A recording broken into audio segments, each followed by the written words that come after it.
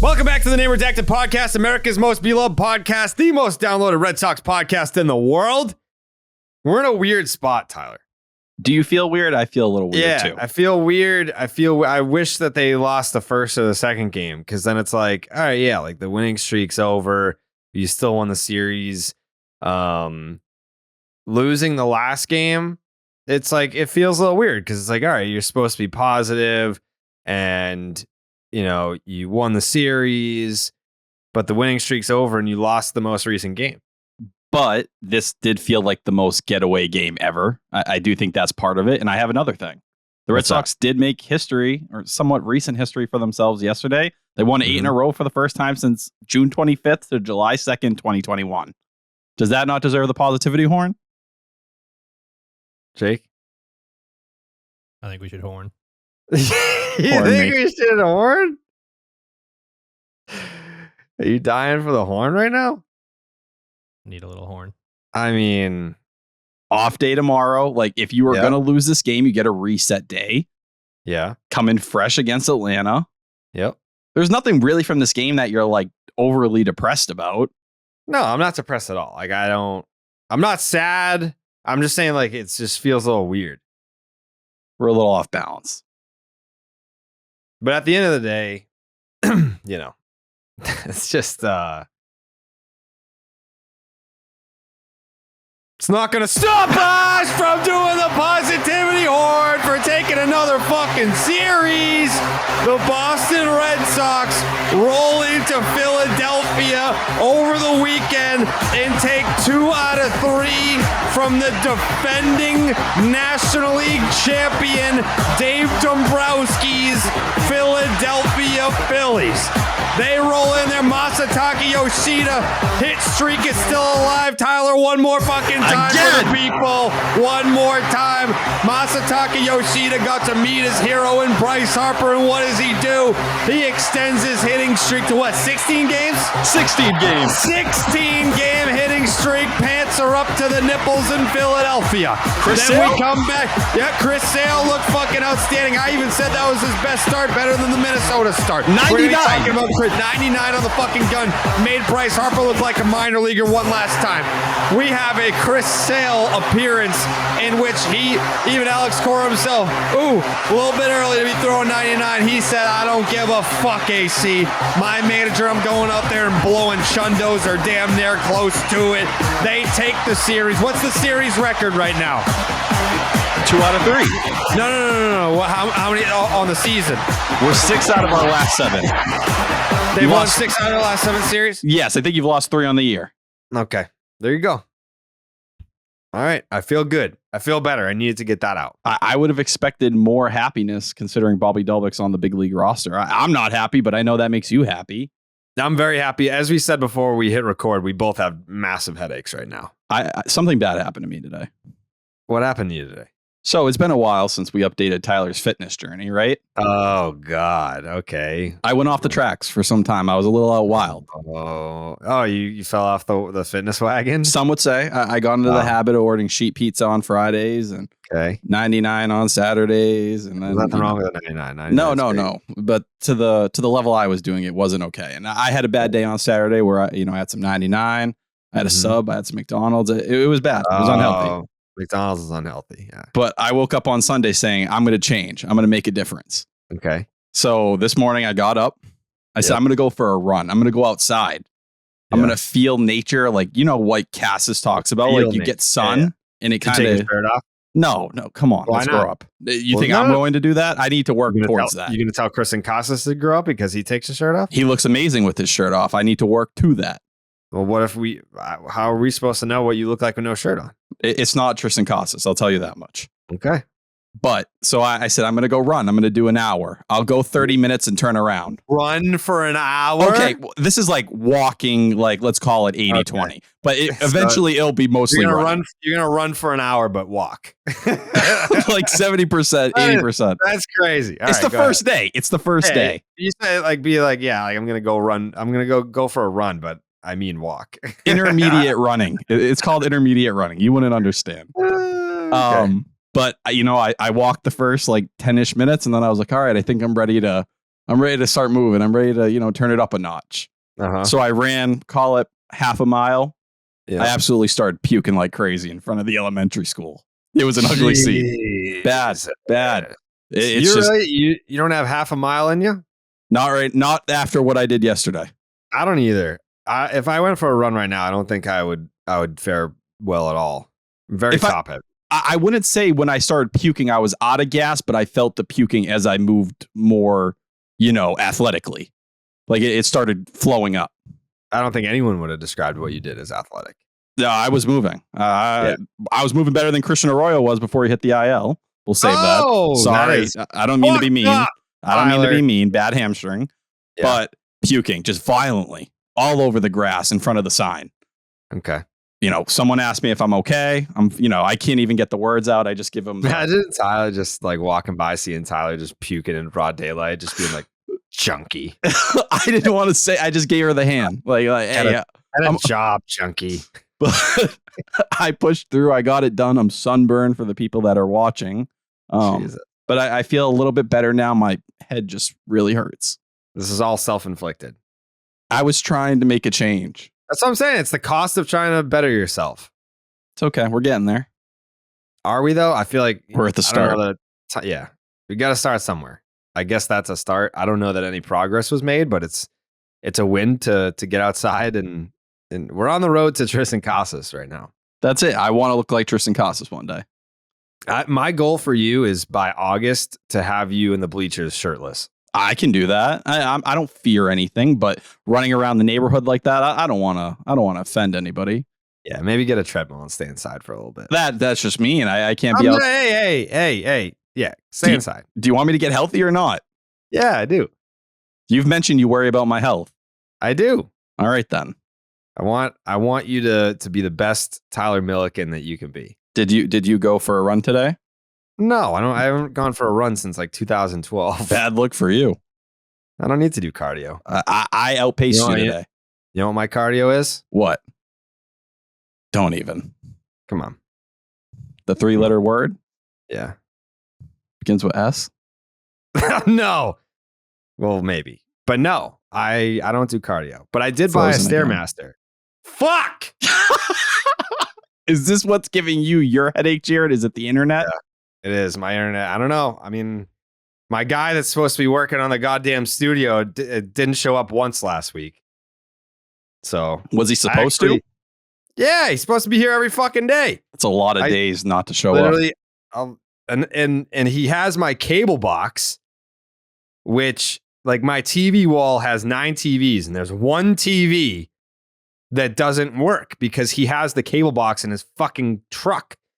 And I texted him on Wednesday. I said, "Are you ever going to come here again or nah?" And he said, "Of course." He said, "I'm just getting this stuff done out of the way while I can." And I said, "I'm going to slash your tires if TV7 isn't working by the end of the week and piss in your gas tank." He didn't answer. Did I freeze again? I'm going to be honest. You froze twice during that rant. Hey. Listen. Reel it in. Hey. We need internet that works on this podcast. It's a podcast. You need the internet. You need the internet to work. It's day one stuff. Good take. Thanks. The Red Sox played a series in Philadelphia. Do you want to talk about it? We need to be happy. The first game, I'm happy. No, you don't sound happy. You sound stressed. Happy. Your head sounds swollen. I'm happy. I have a headache, but I'm happy. All right. I'm fucking happy, dude. I want to gush over Chris Sale.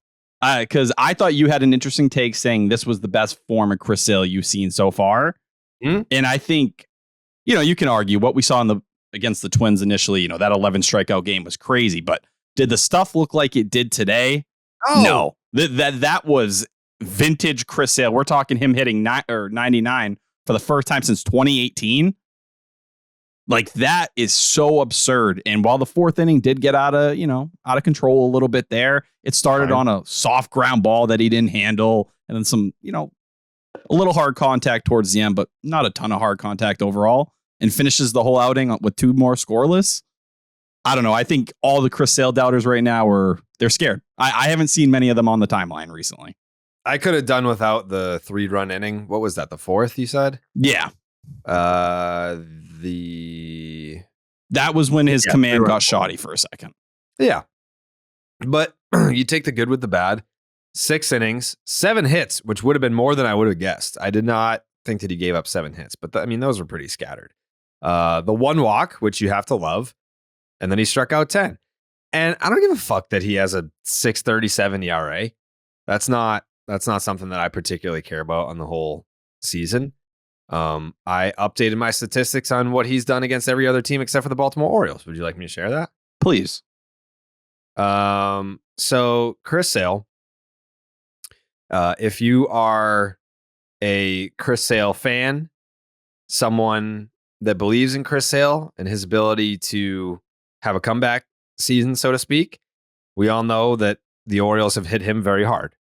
But these are his numbers when he faces anybody but the Baltimore Orioles. And again, it's May 7th. So it's not like people, you're cherry picking. You're just cherry picking the good numbers. Like, that start or two inflates all your numbers completely to the point where you can't even have a good takeaway from them. Yeah, and it's the same team, and they were probably cheating. But the Orioles have seen Chris Sale twice, but he's made 5 starts outside of that. He's 3-1, a 4.28 ERA, a 2.53 FIP, Tyler. That gets me. A 1.17 WHIP, a 12.84 strikeouts per 9, 39 strikeouts in 27 1/3 innings, and he's averaging 5 1/3 innings per start, and he has 3 quality starts.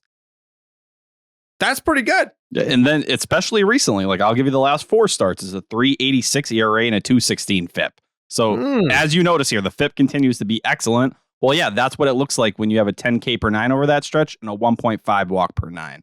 Like that's what made Chris Sale one of the greatest strikeout to walk pitchers ever, was that he could dot the ball where he needed to.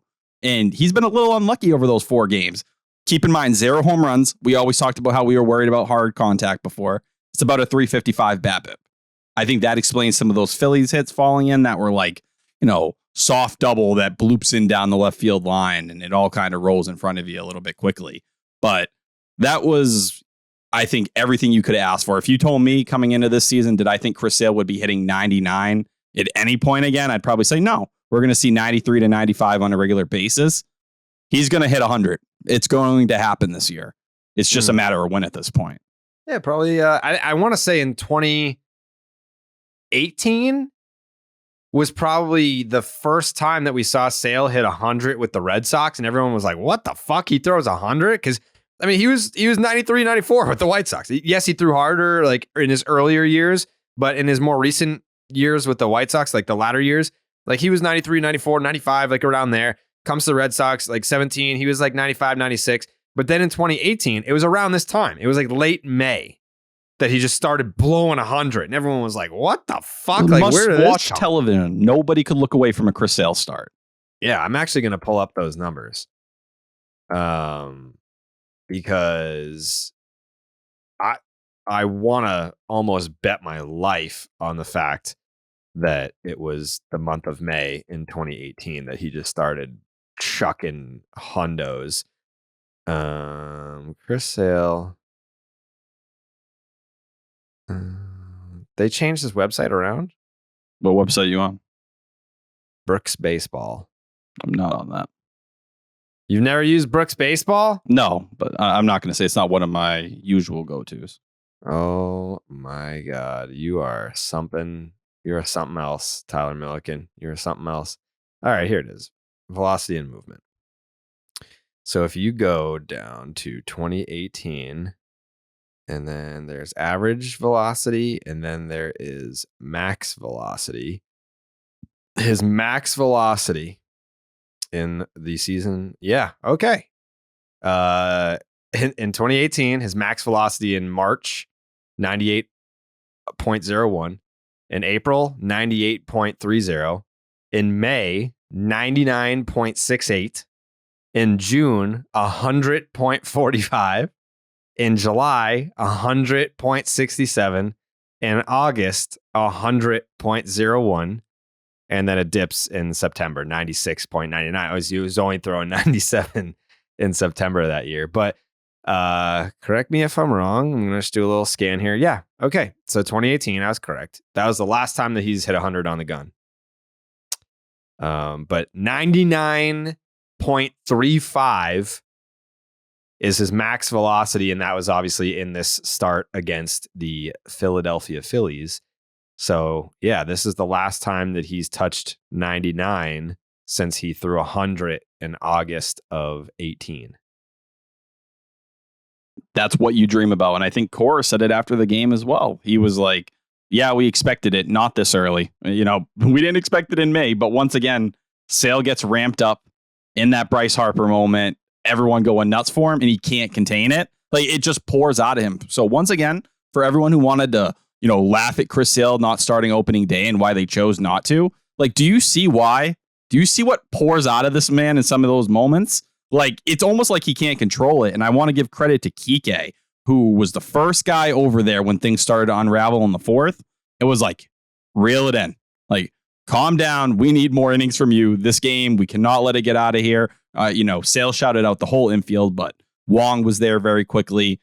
That's what leadership is. I just think we're watching with Sale. All the ingredients are there. And now he's 3 out of the last 4 times he's cooked the dish correctly.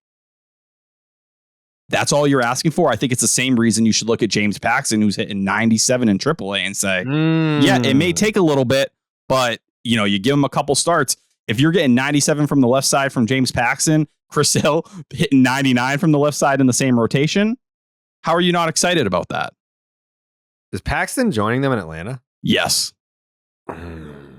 There's massive decisions. And I know you were listening to postgame a little. Cora said Houck will make his next start. Yeah, he did, didn't he? So, that's really the main conversation right now. Where are they going to go with this starting rotation? That's going to be exciting. Because when we get to the Stop and Shop look ahead, we'll see. We'll see what happens. But I was a big proponent of James Paxton this year when we were talking about at some point he's going to be ready. At some point, James Paxton is going to be a guy for the Boston Red Sox. And I'll be the first one. So he made his last rehab start. It wasn't the same as the last outing. He went 5 innings, 2 earned, 5 walks, 4 Ks. So it's a Chris Sale situation. At times, it clicks like he did the last start and he dominated. Then on a day like, Friday or whatever it was, he can't really find the zone. He got through it, right? But you walk 5, it's going to be worse in the big leagues. So expect some bumps. Like, that's what the reality is. I think he threw 56 strikes to 40 balls. But the Red Sox want him to start. They've confirmed he'll start against St. Louis. Next weekend. So we know Houck has been given a yes. Mm-hmm. We know that Paxton's going to be in there. Sale's not going anywhere. Mm-hmm. Kluber gave you another solid start. We're going to touch on it, obviously. Yeah.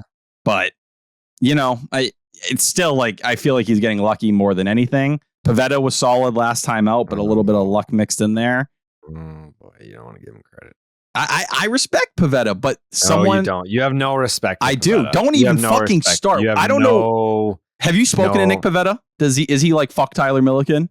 Yes. No, he's not. He hates you. No, he loves me. Oh, he fucking hates you. I have respect for Pivetta, but I haven't seen the same vote of confidence for Pivetta that I've seen for Houck. I'm not going to name any names, but I feel like there might be some relationship mending happening this year with an individual on this team. Whoa. We're working on it. Yeah, we're working on it. With you? Yeah. Is this a recent development or something that's been ongoing? This is very recent. Very, very, very early stages. But there's some mending. Time is healing wounds. Interesting. Yeah. Will we find out about it one day? Yeah. If we get there, yeah. I mean, all roads lead to a podcast appearance by the time a fence has been mended. That's what happened with Joe Kelly. We didn't get along, and then we mended fences, and he ended up on the podcast. We're gonna have the Clay Buchholz podcast eventually, right? Oh man, yeah. I mean, that's been going on for like 2 years. I feel like that fence being mended has been 2 years in the making. But yeah. Can I ask a question? Yeah, sure. Watching what Chris Sale did, do you now believe that, we always framed it, he is not a top of the rotation arm, most likely, right? Like the hope was just be a guy who can be a 3, be fine. Do you believe Chris Sale can be an ace for the Red Sox again? This is going to sound like a weird answer. No, but I think he can be a 2.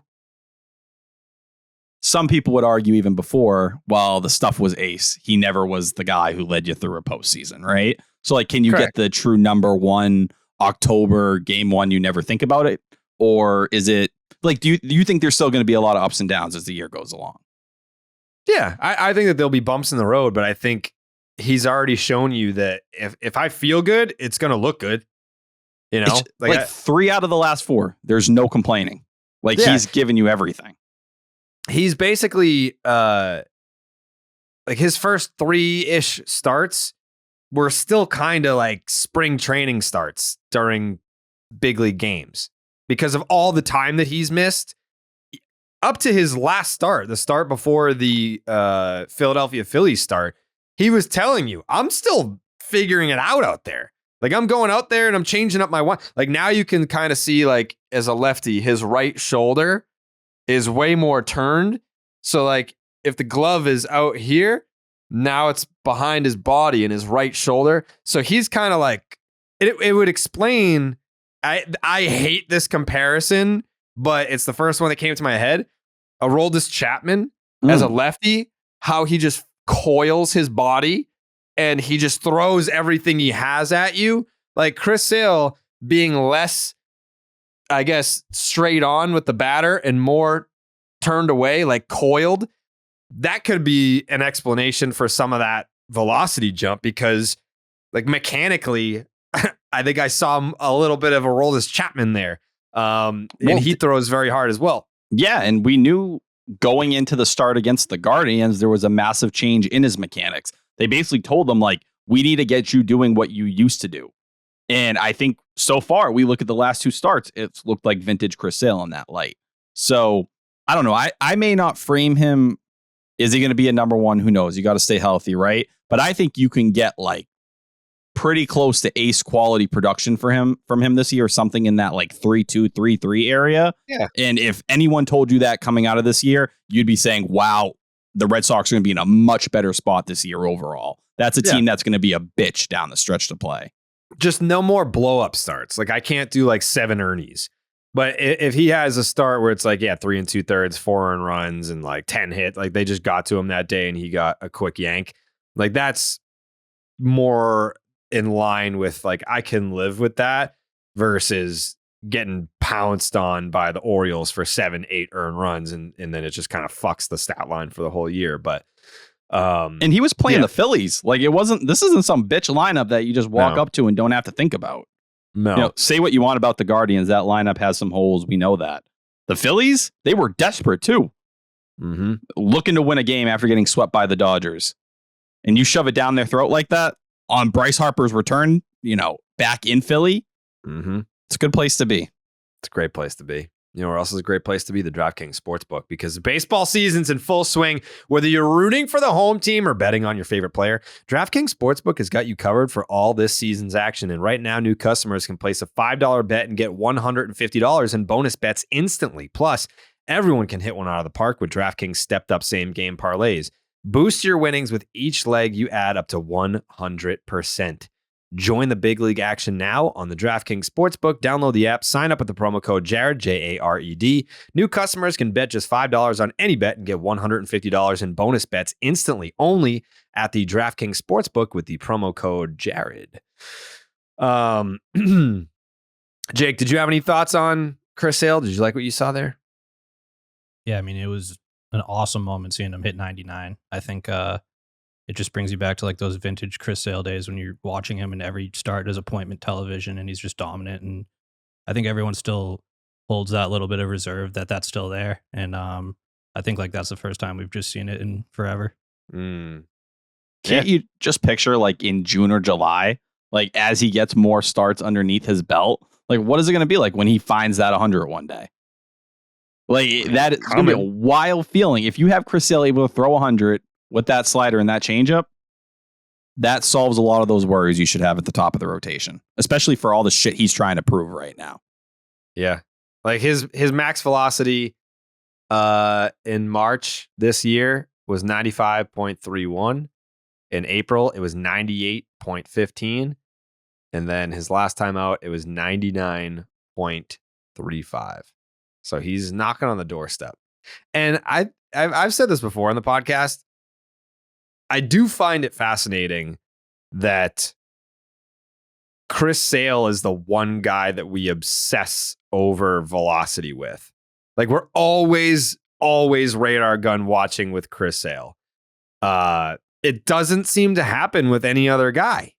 And at least like from like a Red Sox pitching perspective, like Corey Kluber used to throw like 96 and now he's just going out there getting outs with like 88 or whatever. And like, no one's like, man, like if we can just get Kluber back to throwing 96, like we just know that ship has sailed.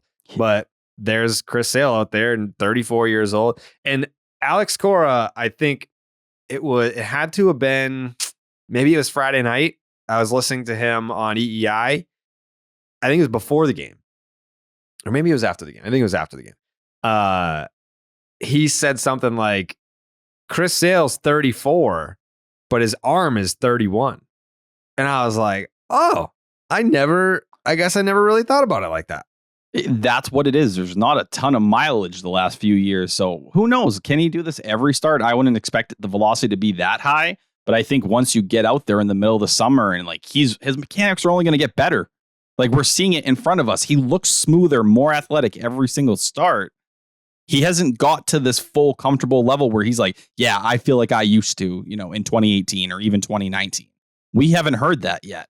So it still feels like there's another notch to reach for him. If this is where he is at right now, like we'd take this and be more thankful than anybody, especially with how the year started.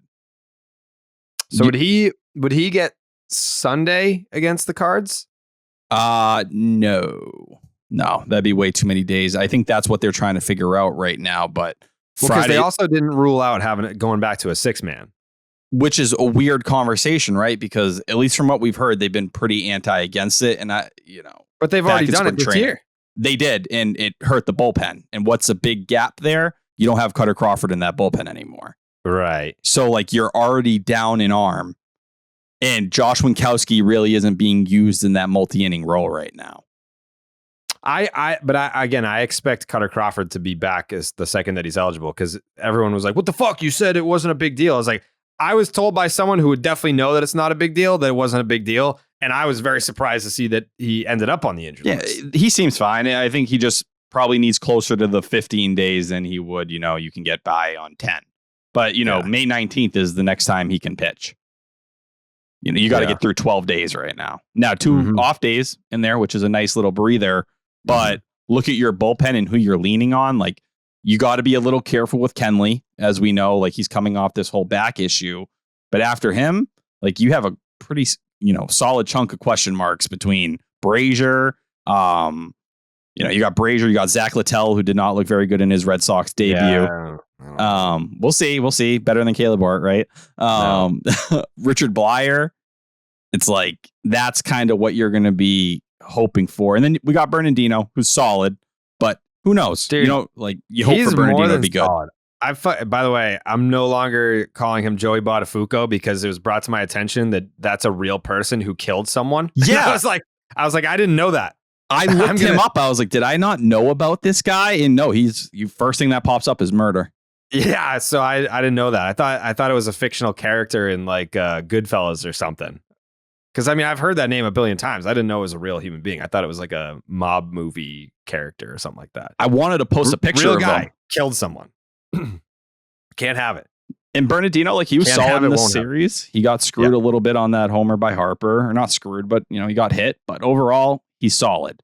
But on a day, do you want him pitching late innings? Not really. Well, I haven't seen enough to be like, I don't want that. He gave up a home run to Bryce Harper. Jesus Christ. Excellent. And he was already past 1 inning. That's the other part of it as well. But, you got to be careful with what you're doing to Schreiber and Jansen and Martin. You got, Wink and how they plan to use him. It's just, I don't know. I don't love the idea of a 6-man rotation right now. I'd prefer to keep that bullpen stacked because I think that's the strength of your team. That's just, I mean, it all goes back to what does James Paxton look like? I mean, we can hear the velocity numbers and that's great, but what does it look like? And we can't make a decision off even one start, whether it's good or bad, one way or the other. Correct. I mean, we can't make a decision off 2 or 3. Like look at Corey Kluber. I mean, people wanted him designated for assignment after 3 or 4 starts, and he goes out there in game 2, and again, he's not going to look stellar. Like Corey Kluber is not a guy that is going to go out there and wow you. You're hoping to just survive every time that he goes out there. And this has been the theme with Kluber. And we talked about his last start is the walks. What do you walk? 4 guys last time out? Yep. Second time. So this season. He goes out there in the middle game, 5 innings, 7 hits, 3 earned runs, 0 walks. He only strikes out 1 guy, gives up a homer. So like the other thing too, when you're sitting on Twitter watching a Corey Kluber start, if he gives up 1 run, everyone is like, get this fucking guy out of here. You fucking suck. You need to temper your expectations. Yes, Corey Kluber won Cy Young Awards, plural. That was a long time ago. He's a different guy. He's hanging off for dear life. He's a different guy. Like Cy Young Kluber is dead and buried. And then you go to the Corey Kluber with the Yankees, Corey Kluber with the Rays most recently. He's a different guy from that. Like Tear down. Yeah, he is in the 3rd phase of his career. And I think he's trying to figure out who that guy is. We're trying to figure out who that guy is going to be. But he's going out there and he's pitching with what he's got. And you have to respect that too, because when you're a power pitcher and all of a sudden you don't have power anymore, to be able to still get a job in the big leagues, to be able to get outs in the big leagues when you're used to having 96 in the tank and now you don't, like not even fucking close to it, you're still getting outs. You got to respect that. Would you prefer that the Red Sox had someone that could dial it up when they needed to? Yeah, but Corey Kluber's a veteran in this league. He's very smart. He's been there and done that. He's pitched in big situations and he's had success. Now he's trying to figure it out with what he's got. And that's what you're seeing. So when he goes out there against a Philadelphia Phillies lineup that can mash, like we mentioned Bryce Harper, you talk about Kyle Schwarber who homered. I mean, he did dick in this series up until today, but Schwarber still hits tanks. And Nick Castellanos is having a little bit of a rebound season. They have fucking Trey Turner. They have JT Realmuto. Like this lineup is loaded. And Corey Kluber went through it, 5 innings, 3 earned runs. Like that is by definition the exact outing that I'm looking for from Corey Kluber. And people were still complaining. Like if you go out there and give up 1 run, people are going to bitch.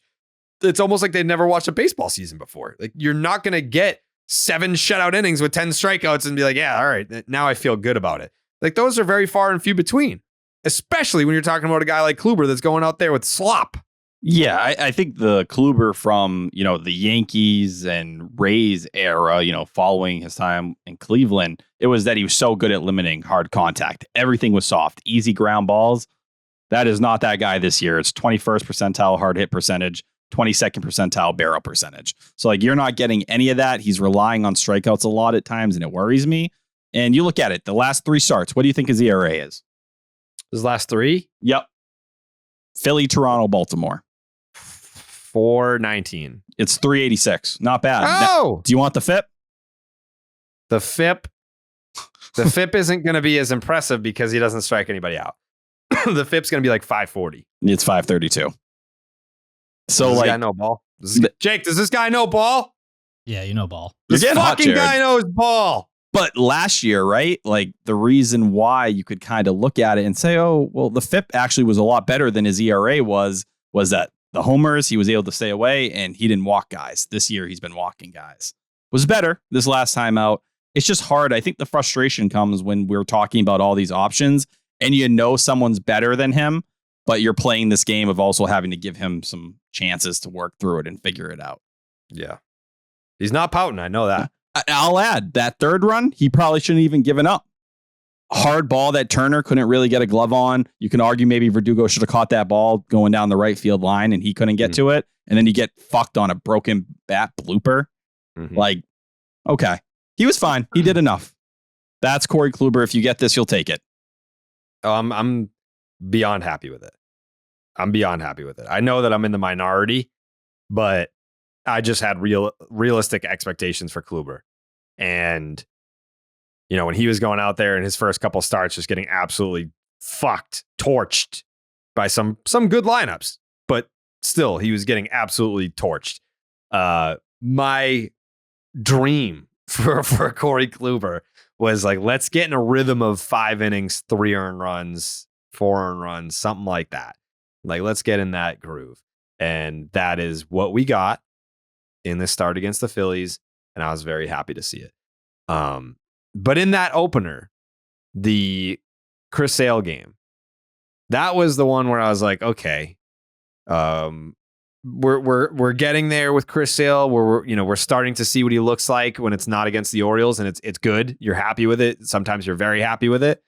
But then you have the Red Sox against Zach Wheeler, and the question is, can they keep this run going where they show up against frontline starters? Like, they faced some good starting pitching in that Toronto series. Gosman, Manoah, Barrios. Like, they faced some pretty good starting pitching, and they shit all over it. 3 in a row, too. Like, Manoah, Gosman, Wheeler. Like, dude, that is as hard of a 3-game stretch as you're going to find all year long. Who am I missing? Because they didn't see Bassett. Kikuchi. And he was throwing the ball really well, too. Like, I don't know that I would call him a frontline guy, but he's pitching really well this year. You beat 3 guys in a row who are good enough to be an ace on a majority of baseball teams in the big leagues. Oh, yeah. Like that, like the Jays have a nightmare playoff rotation. And then you went in and you faced Zach Wheeler, and they kind of just went for the throat in like early. You had the first inning, they scratch across a run. That Devers continuing to kind of heat up after that last game. Like, what did we say with the offense? Devers wasn't really doing anything consistently. You got power, but the batting average was pretty low. I think he raised his batting average like 20, 30 points in this series alone. Yep, Devers. Then you had the ground out. Kike with an RBI knock. That was in the third. So that now you're 3-0. Casas, we all thought he had a grand slam. Sack fly. Oh my God. That camera angle. I was going to text people at Nesson being like, who was on that camera? They had the camera in like the above the trees, and it was caught.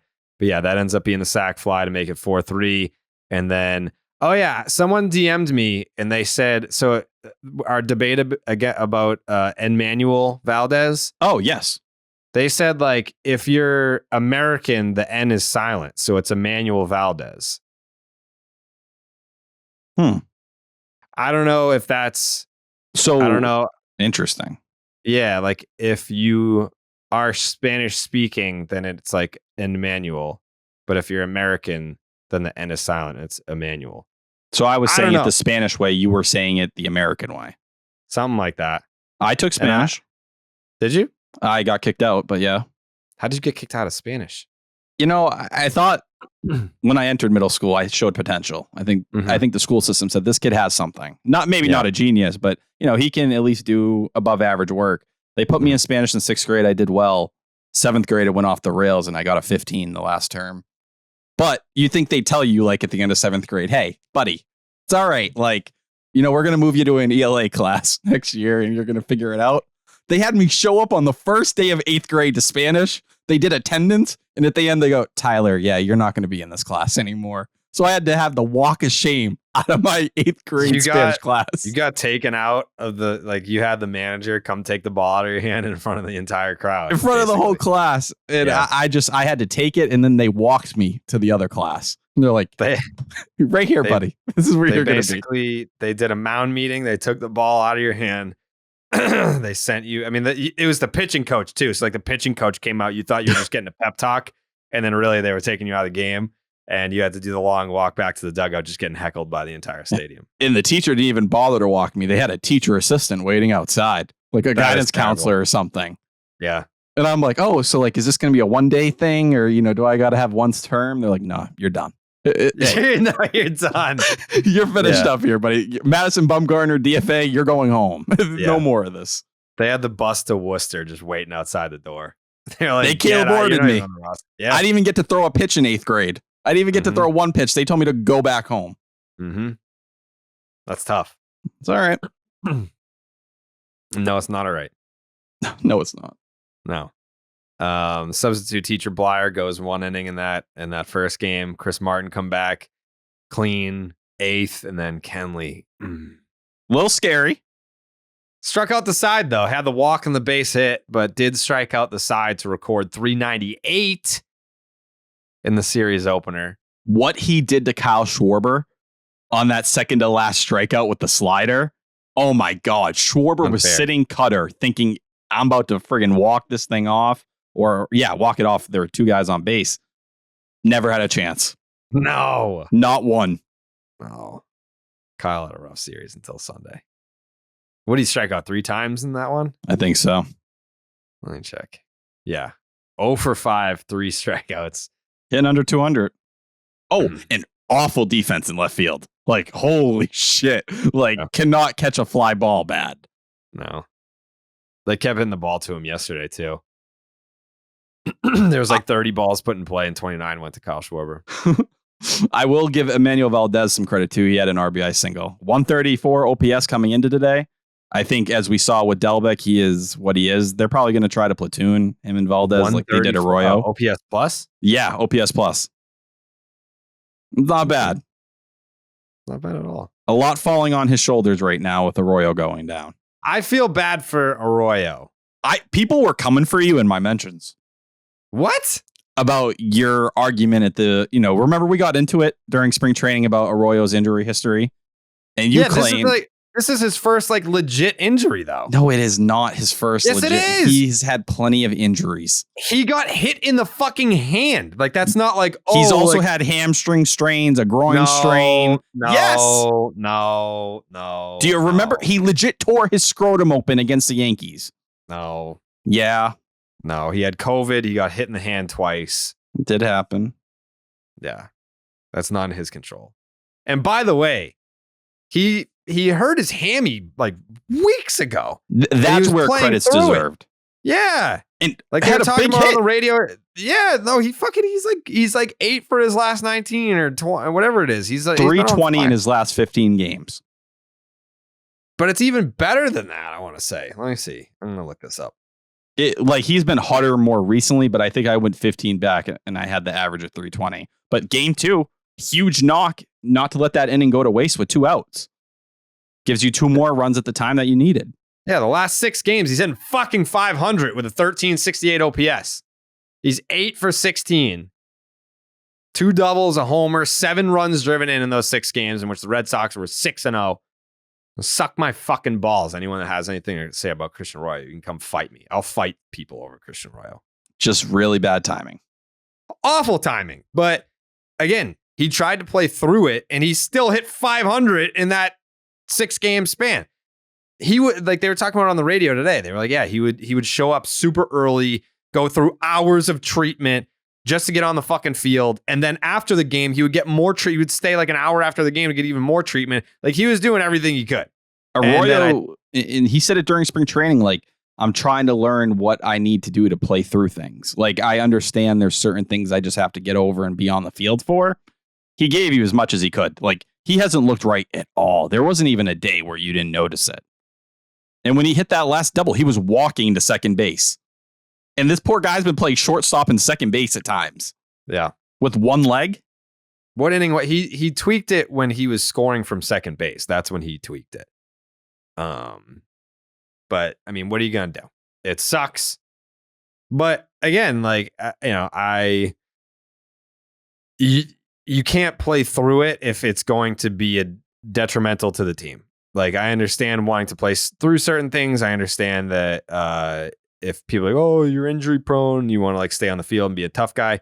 Well, no, you don't have to do that. Like there are other options. Fortunately, like Valdez can go out there and obviously not the best defensive player that I've ever seen in my life, but he can fucking hit. It's been a minute since we had like a rough play from him overall. Like, has there been since those first couple games in Baltimore? Well, it was at Fenway. Well, yeah, that was the stretch between that and the Baltimore series where it was just like happening all those games in a row when he first came back up. Mm-hmm. I don't know that he's had many opportunities though. Even Arroyo was replacing him defensively late in games too. Yeah, but part of that I think was also platoon matchups, trying to get that lefty at times. Because I don't think with Valdez, I think that's why we see Dalbec up right now. They don't love him against lefties. They love him against righties. I think that's where we might see Dalbec get some of his playing time until at least Arroyo's back. Yeah, how about fucking Rob Refsnyder? So consistent. Yeah, steady Eddie out there. Drove in a couple runs. What was that? 2-run double on Saturday? Yep. And it wasn't even against a lefty. No, it wasn't. Oh, man. Wow. Look at that. Look at fucking Rob. People are talking about that, too. Like when Duvall, like who's going to be the corresponding move for Duvall? I feel like that's a premature conversation to have. But like Rob's name came up and I was like, Tapia creates so much havoc on the base paths. And he had that great catch today. He can swing it a little bit, but every time he gets on base, it's like Ricky Henderson out there. If he's on first base, he's getting to third. He just is. He's just swiping bags like a maniac. And then you look at Rob, and it's like, well, yeah, like Rob is very solid defensively, and he's just, you got a lefty going? There's Refsnyder, and he's probably going to get 2 to 3 hits, and he's going to drive it a couple runs. Like this, he's just automatic. So that's going to be a difficult conversation because it's not going to be Duran. Like Duran had a quiet series against the Phillies. He had that big hit, Saturday? I think it was 2 days. I think it was the opener, right? Yeah, it definitely was because Saturday I was tweeting out he's going into Saturday, he was third in the American League in doubles. Yeah, doubled. He already has 11 doubles. He doubled off Zach Wheeler. And I believe that was the inning that was like the rally inning. That was like the game winning inning. Yeah. So yeah, quiet series outside of that double on Friday, but it's not going to be Duran. I mean, he's been a maniac. And I'll tell you this right now, if Duran looks anything like this, he'll be playing every day. They are not going to take away a young player's development. Like that's going to still take, precedent here for them. If Duran looks like, a guy who's hitting 280, 270, he's our future. They're not going to be riding him on the bench. He's not going to play a Tapia-like role. It won't be any of that. They're going to have to pick their spots here. I wouldn't be shocked if there's a trade at some point to kind of unclog things a little bit and say, hey, do you have... It's tough. You kind of go down the roster, right? Like we're picturing a Trevor Story, like Adalberto Mondesi. Like could Arroyo be someone eventually that gets flipped once he gets healthy? Like something is going to have to give in some of these parts. Like even with the outfield we talked about, like you add Duvall. Well, couldn't you rotate the outfielders at DH and then send Casas down if he's still not hitting? Well, if Casas looks like he has recently, he's not going down either. And you're not going to get... Yoshida needs to be in the lineup every day. Verdugo needs to be in the lineup every day. Yeah. So maybe, like, what are you going to tell Duvall? Hey, like, we're going to basically platoon you and Jarren Duran. Like, you'll hit lefties and Duran will play a majority of the time against righties. And Duran's playing elite defense right now. Are there numbers to back that up? So a lot of people have been waiting. Jarren Duran's baseball savant page. His savant page. Yeah. I saw that. It loaded up, and everyone's waiting to see like, is he lucky? What is it? Everything is what you want. 89th percentile outs above average in center field. But everything else is red except K percentage is 37 percentile and 27th percentile walk percentage. He's always going to strike out a bit, and he's never going to be a huge walks guy. But is he hitting everything fucking hard? Yes, he is. Chase rate, 81st percentile. So he's not going out of the zone either. What you're looking for out of him. But it's so hard to get here because guess what? There's going to be injuries. Like, it's not even worth going through the mental exercises in your head. Saying like, what are you going to do when Duvall comes back? Who knows who's going to get hurt? Like, I love Tristan Casas. He has an injury history. Right? Like, we saw Yoshida dealt with something earlier in the year. Verdugo's been relatively healthy. Anything can happen. He dealt with injuries last year that he played through. Maybe this year the Red Sox say, hey, you don't have to play through those things. Hope it doesn't happen, but getting so far into that conversation is just exhausting for me. Like, you're looking for things to worry about. It's not that I'm worried, but I'm more in line with what you're saying is like, there's no point in me trying to It's not. I'm think not saying that it to far you ahead. either. It's like the Yeah, Twitter no, people. Yeah. But I mean, I'd be lying if I said it hadn't crossed my mind. Like, what the fuck are they going to do when Duvall comes back or like Trevor Story comes back? Because right now, like Tapia, I know Arroyo just went on the IL, but I'll throw him in there. Valdez, like all these like complementary pieces, they're all performing well. All of them. And I think Cora's done an excellent job in rotating them in so that it's like, all right, yeah, Arroyo's hot. Like, let's get him in there. Like Valdez is hot too, but like, let's get Arroyo sometime and then bring Valdez back in. And you got to get Rob Refsnyder sometime. Like, he's been doing a great job. And to the people, by the way, this is kind of jumping ahead to the finale, but the people that were coming at me today, which, by the way, I didn't even give a fucking take. All I tweeted was the Kyle Schwarber home run. Oh, And I just said Kyle Schwarber. I said Kyle from Waltham with a sad face. And a bunch of the replies were like, stop defending Cora. Like, have a fucking set of nuts and say something bad about Cora. And I was like, bro, you need to understand. This is kind of where you get in with the, have you watched a full season of baseball before? You can make the right, and you tweeted this. yep. You can make the right decision and get the wrong result. That doesn't make the decision incorrect. Like, Tanner Houck's numbers are what they are the third time through the order. They're like, oh, well, look at like his at-bats against Schwarber all day. Like, he was overmatched. All right, but he saw him twice. Now what happens when you see him for a third time? We don't know. I mean, like, now it's just like revisionist history. It's hindsight's 2020. We don't know what Houck versus Schwarber round 3 looks like. Maybe he does damage in that spot. Maybe he doesn't. But to the Red Sox and Chaim Bloom's credit, and the guys that are putting in these spots, the Red Sox have lefties that can get out righties and lefties. Like, all their lefties. Like, they do a good job of getting out both. And going to a lefty against Kyle Schwarber, who's hitting a $186 on the year, like, that's not the wrong decision. How many times, because people just want to complain no matter what. Like, if Tanner Houck goes out there and gives up the same home run to Kyle Schwarber, all the same people that complained about Blyer being out there be like, look at the numbers of Tanner Houck the third time through the order. How does Alex Cora put him back out there? He put a lefty against a lefty because he had already seen Schwarber twice. How many times are you going to bitch about Tanner Houck seeing the lineup the third time and he gives up fucking 6 runs? And then you're like, how we have the numbers. We've had the numbers for 2 years. Okay. So then he goes to a lefty on lefty matchup and the pitch was supposed to be in. It was out over the plate. Tip your cap to Schwarber. He hit a mistake pitch. That's all that was. It's not like Blyer hasn't been bad this year. Like, that's not a guy that you throw out there and you're like, fuck, here comes Blyer. Game's over. He's had blow-ups, but overall, I agree. The fit's good. Even has he even had blow-ups though? Like that like you're talking about the outing in Tampa? Yeah, like that's the one that kind of dinky hits. Those are no damage. And that's why you saw the people who were like, well, look at his stats this year against lefties. He's been horrendous. Cora said it in post game. He's like, well, a lot of that is fueled from that start in Tampa. In Cleveland, it was a pesky pole homer. Well, I think Andres Jimenez was the one who hit it out on him. So, like, you're not going to flip out and cry. He entered today with a 5.52 ERA and a 3.91 FIP. That's what Richard Blyer is. He was brought here to get lefties out. You look for that pocket for him.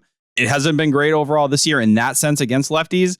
That was a bad pitch. That was him getting hit hard. Like you said, sometimes you make the right decision, you push the right button, and the wrong result happens. And look, on the opener, they went to Richard Blyer in the 7th, and he got the job done for you in a big spot where you really needed him. Didn't happen today, but there was a reason to both sides of it. Bryce Harper smoked a single off Houck in that inning before he got pulled. I don't hate it. I think that's the Red Sox saying we have an off day tomorrow. Why not empty out our bullpen and do everything we can to win this game? Yeah. I mean, like, people will say that about me no matter what, because they obviously know that there's a relationship with Alex. So if you can justify the move, like it, from a baseball sense, you can justify it. If I disagreed with the decision, I would just say, oh man, I would have kept Houck out there. But I agreed with the decision. I agree. I would have done the same thing. If I were the manager of the Boston Red Sox, I'm putting a lefty reliever in that spot. I am. Well, like, and for the people, like that same crowd is the one that says, well, Kyle Schwarber should still be here. Like he should be that guy. Alex Cora is giving him that respect, even though he's had a tough start to the year, saying, I had that guy in my fucking dugout. I know he hit 46 bombs last year. I'm not disrespecting him just because he's having a bad start. I'm going to go here with his weakness and hope for the best. It's just Richard Blyer. You didn't get the job done today. That's what it is. And you do get to the point where, guess what? Brendan Bernardino is pretty fucking good. We like him. Well, Jolie Rodriguez, they're going to have him make 5 or 6 rehab outings down there. Then, yeah, maybe Dick Blyer gets kicked to the curb. Maybe that becomes a conversation. Yeah. But I'm definitely not like advocating for. No, but he's what he's supposed to be a loogie. Like, go fill your role. Like, he was brought here to get lefties out. If he can't get lefties out, he's not going to be here. Right. But if you're saying, oh, God, well, look at his splits this year. I want Richard Blyer against a righty. Fuck off with that shit, man. That is, no one wants to watch Richard Blyer face a righty in this game. Nobody. In this case, it was a lefty. Play the matchup. You lost. It is what it is. You won 8 in a row. Like, things go your way and things don't go your way. That was like the first thing that hasn't gone your way in over a week. Mm-hmm. Tip your cap. Have to. I mean, it's fucking Kyle Schwarber. Like, you throw a mistake to that guy, he's going to hurt you. That's exactly what happened. Pitch was supposed to be inside, leaked out over the plate. It's in the 15th row. And on top of that, it's not like the Phillies were already winning. The Red Sox scored 1 fucking run. Like, that's not what cost them the game. Offense just, it looked like a getaway day. They kind of looked like, yeah, we won this series. We have an off day tomorrow. We're not going to be firing on all cylinders. Yeah. That's what it was. And they sat Turner to start the day as well. So you didn't have him in the lineup. Yep. Bites you somewhere in the ass. I'm okay with it. You gotta, man. It's like you said, have you ever watched a fucking baseball season before? Pick your days with a 38-year-old DH who probably needs some time off his feet, played first base in the series, has played a little more first base than he probably should have to because of Costas' struggles this year. Mm-hmm. Like, you got to give him days. Not going to win every game. You know what else you got to give him? What?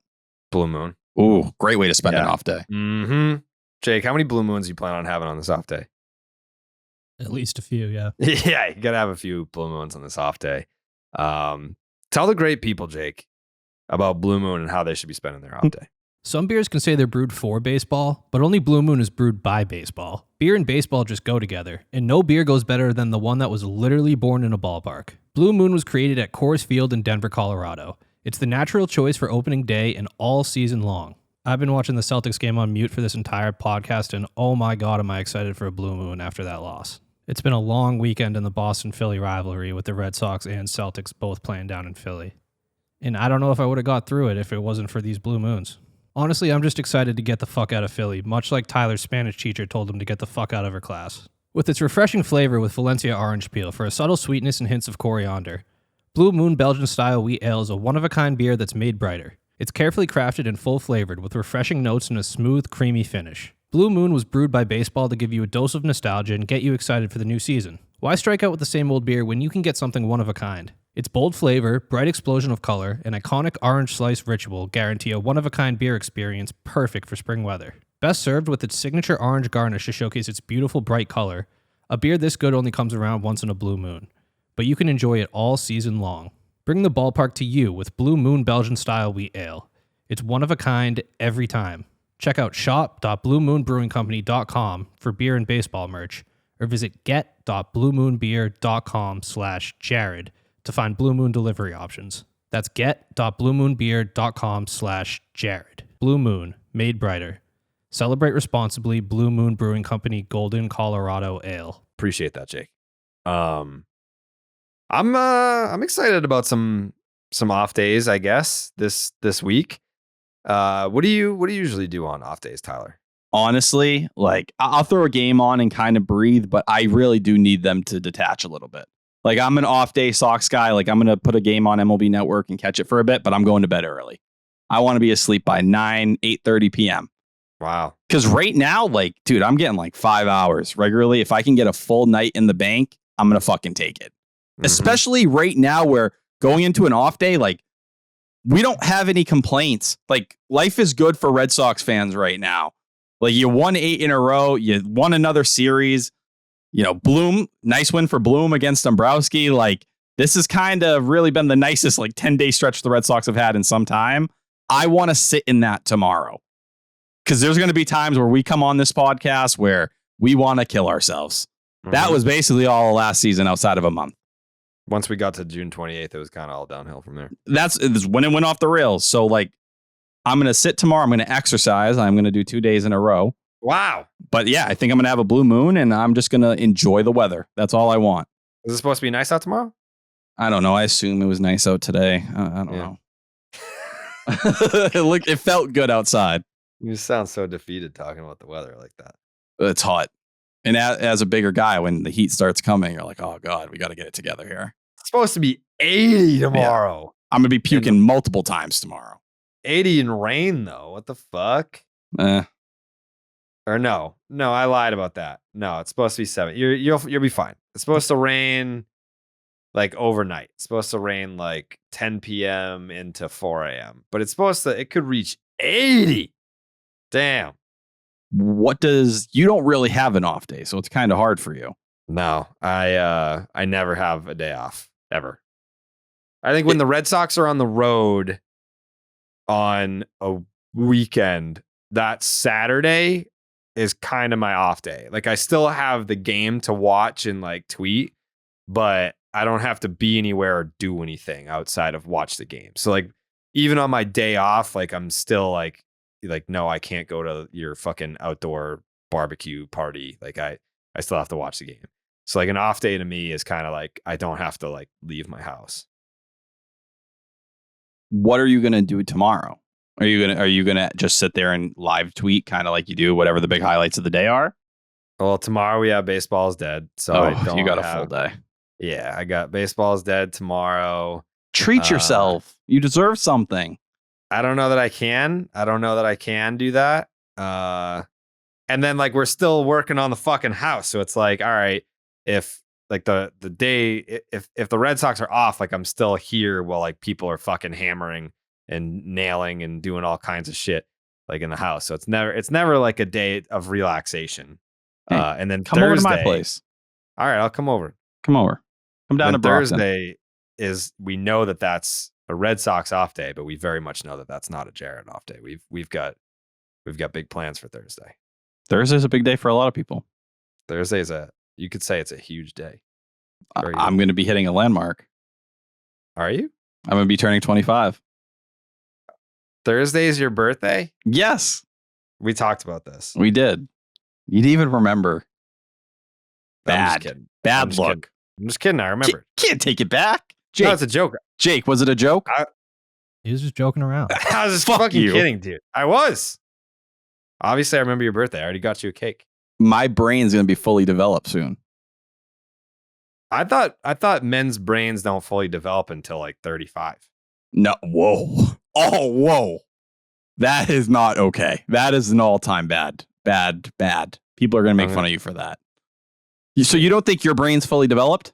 What age do men's brains fully 25 develop? People in my life are telling me they expect something differently out of me moving forward. The rational part of a teen's brain isn't fully developed and won't be until 25 or so. Jesus. You don't feel like a finished product? No, people's brains don't reach adulthood until 30. You're past that too. By a good chunk, some would say. Men's brains mature at age 43. That's not a development, though. That's more of a mature. Well, that's what I said. Is it? Yeah. Yeah. There's still stuff happening in my brain, is what I'm saying. On Thursday, you're going to hear a different side of Tyler Milliken. You're going to just be a finished product on Thursday? I'm going to be sharper. All my flaws, gone. What would you say are your biggest flaws? I got a lot. Like what? I don't know. In what sense? Like what would you say is your biggest flaw? Like what would you change about yourself if you could? I'm definitely a little antisocial sometimes. I think I could be better at that. I just more had outgoing. Like an immediate flashback to you at the watch party that we did. You just being shit faced, hanging all over every single person. All right. But when I got there, Tyler Milliken. I'm a little antisocial. Flashback to the party. Yeah, I fucking love this guy. Yeah, fuck yeah, Pat. Shots. Pat, let's do shots, dude. No, Yeah. you saw me when I got there though. I was a little tight. Yeah, that's different about just being nervous to meet new people. That's it. And then I got a couple drinks and I could loosen up. But I think overall, I should be at more games with Jared Carabas. I should be at Fenway Park. Every time I've asked you to come to a game, you're just literally like, fuck you. You don't even say no thank you. You're like, fuck yourself. No, usually it's a little tight and I kind of have to figure it out or see what I can pull off. Yeah. But I think you've never pulled it off. I will this upcoming time. I've made that promise to you. Just now? Right now. Okay. Well, you said I've made it, isn't the fact that was like a past tense promise. I told you last time when I said not if it's not this time, the next time. I mean, Jake, what do you think the punishment should be the next time that I ask Tyler to come to a game and he says no? I think he just never gets the invite again. Yeah, oh, that's mean. That's a pretty stiff punishment. Jesus. What do you not want me there, Jake? Well, you're like 0 for 10. Like you. All right. Let's not go 0 for 10. I'd call it 0 for 5. 0 for 7. Spare me. Unfair. Yeah. I dropped a spare me on Baseball Hour on Friday. Did you kill McCarthy? I mean, he kind of fell in line a little bit. Like he was giving props to Heim Bloom. I think we aligned on a lot more than we thought, or at least I thought we were going to. It was a peaceful summit, I'll say, between myself, Matt McCarthy, Tony Maz was there to moderate, to be in between us, and we brought up a really interesting point. Well, I mean, I guess I brought it up, and then I think Maz was like, we made this point on a previous show about Connor Wong, who threw out another base runner. 2 base runners today? 2 base runners today. Threw out 2 more today, so that's 8 out of his last 10? Yes. Connor Wong is throwing 8 out of his last 10, and he's hitting like 3-something with like a whatever fucking OPS. I'm going to look that up because now I'm curious. He entered today at 116, and he didn't have a hit today. He's going to be streaky, though. Like at the plate, I'm telling you right now, I like Connor Wong, and I consider myself a Connor Wong guy. But there's going to be a week where he hits like 3 homers, 4 homers, and then there's going to be a week where he hits like 150. Yeah, I'm not expecting him to be Superman out there. 257 with a 772 OPS. But the comparison that we arrived on, it's not the best because we're talking about 2 wildly different players. But it's more so about talking about catchers and their development. Connor Wong they're about to turn 27. Yep. Connor Wong's birthday is like 2 weeks from now. May 19th is his birthday. He'll be 27 years old. And we were talking about how Jason Varitek didn't play his first full season until he was 27. So some of these people are like, oh, Connor Wong, and he's not like a prospect anymore. He's almost 30. It's like, no, he'll be 27, which is right around when Jason Varitek had his first full season as a starting catcher in the major leagues. And Wong got fucked by a COVID year. He was one of the guys that unfortunately, really needed that time. But you also throw in, when it comes to like Connor Wong and all this different stuff, who has voiced about how special of a guy he is more than anyone? It's Jason Varitek for years, spring training after spring training, talking about the receiving skills and how he works with pitchers. We're seeing that. He is elite defensively. There's no conversation about it anymore. I think he's second in defensive runs saved now amongst catchers, but to be that way and you still don't have a ton of major league service time, that's a huge win. You do not have to hit that much to be a catcher in this league for 10 years. It's like true. 220, 15 Jackson elite defense, you're better than a majority of starting catchers in the big leagues. I mean, even just like offensively speaking, how many elite hitters are there behind the plate? Like Adley Rutschman, Will we Smith. Just saw one. Yeah, Will Smith, JT Realmuto. They just moved Sean Murphy Contreras to the fucking outfield. Sean Murphy.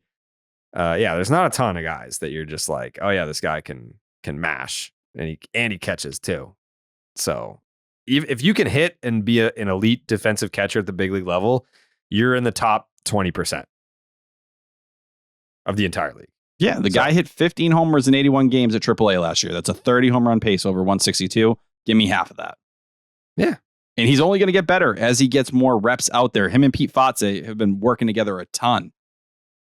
So they're trying to figure out so he can take advantage of Fenway. We saw with Duvall, who abused the monster early. That's what they want Wong and his swing to do. And he has a swing kind of made for Fenway Park, as we've seen. Mm-hmm. So, we talked about it a little bit last episode. What do you mean? Because he had that 2-homer game that would have been a 3-homer game if it wasn't for the Green Monster. He had the double off the wall that would have been a home run in 29 other ballparks. We lost you for a second. I got your point, though. But yeah, right? He hits those liners. You only get 2 homers that day. But also, the third homer wasn't a homer in a majority of other ballparks, so it evens itself out. All I'm saying, and I think we're seeing this right now with a lot of Chaim Bloom-related moves, this is why, myself included, a lot of people were kind of saying, give him time. You got to let things develop here before you make a judgment on certain moves. If Alex Verdugo is this guy moving forward, if Connor Wong turns out to be this player, you'll never say you won the Mookie Betts trade. No one's ever saying that or that it was a draw, but it feels a lot better than it did when it was like average Al Verdugo, Jeter Downs failed you, and Connor Wong is maybe a backup catcher. If you get 2 starters out of that, you say, all right, on top of getting Price's contract out of here, not bad. Celtics lost. Sorry, Jake. No. Yeah, it's it 2-2. was brutal. 116 to 115 final in overtime. Let me ask you this. On May 7th, 2023, with the benefit of hindsight, how would you grade the Mookie Betts trade today? That's tough. Is it? Yeah, missing out on Jeter Downs is a tough miss. It's still the right move. I think getting 3 guys, 2 of which are unproven commodities, and hitting on one, and having the main piece blossom into what you hoped he would, like, that's pretty good. Yeah, now, but I do think it's fair to say, like, right, I'm not going to overreact to 5 weeks from Verdugo or 5 weeks from Wong. I need those guys to keep doing it. If they keep this pace, yeah, I'd break it. I'd call it a C-, C-, like right in that area. No matter what, when you trade a guy in Mookie Betts, you're never going to feel good about it, right? Like you traded a generational player. But you had to, and I've never walked away from that take. It was still the right move. Missing on Jeter Downs is a tough blow because he did feel like such a safe prospect, but I still would take him and Wong over Brusdar Gratterall. Like if I had to make that deal today. Like Gratterall's not even fucking good. He's an average reliever. Like we're talking middle relief. Jeter Downs seemed like so safe. Everyone thought he was going to hit 270, 280 as a second baseman with 20 jacks, and you didn't even have to think about it. Turns out he becomes an elite defender at shortstop and then can't hit. Whatever. That's prospect development. But yeah, I think you could call it, if they are these players, if Wong becomes a starting catcher, yeah, it's a solid C. Did he catch on with another org? Jeter Downs, yeah, he's with the Nationals. Is he at the big league level?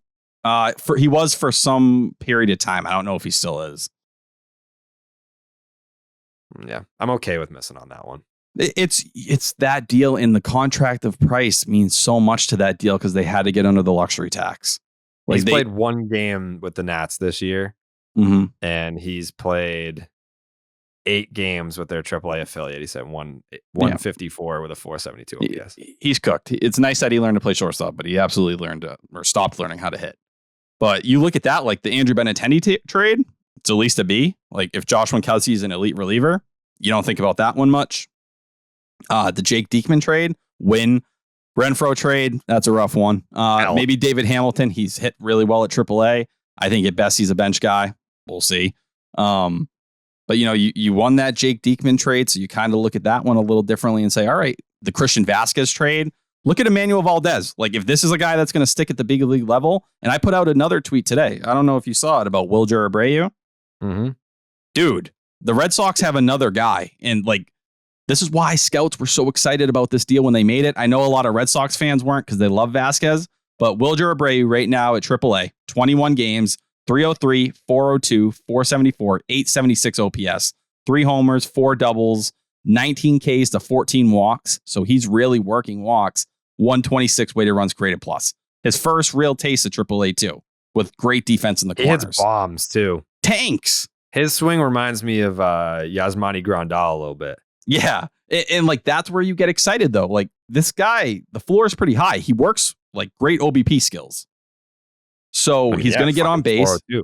He can hit for some power, and he plays a great corner outfield. Yeah.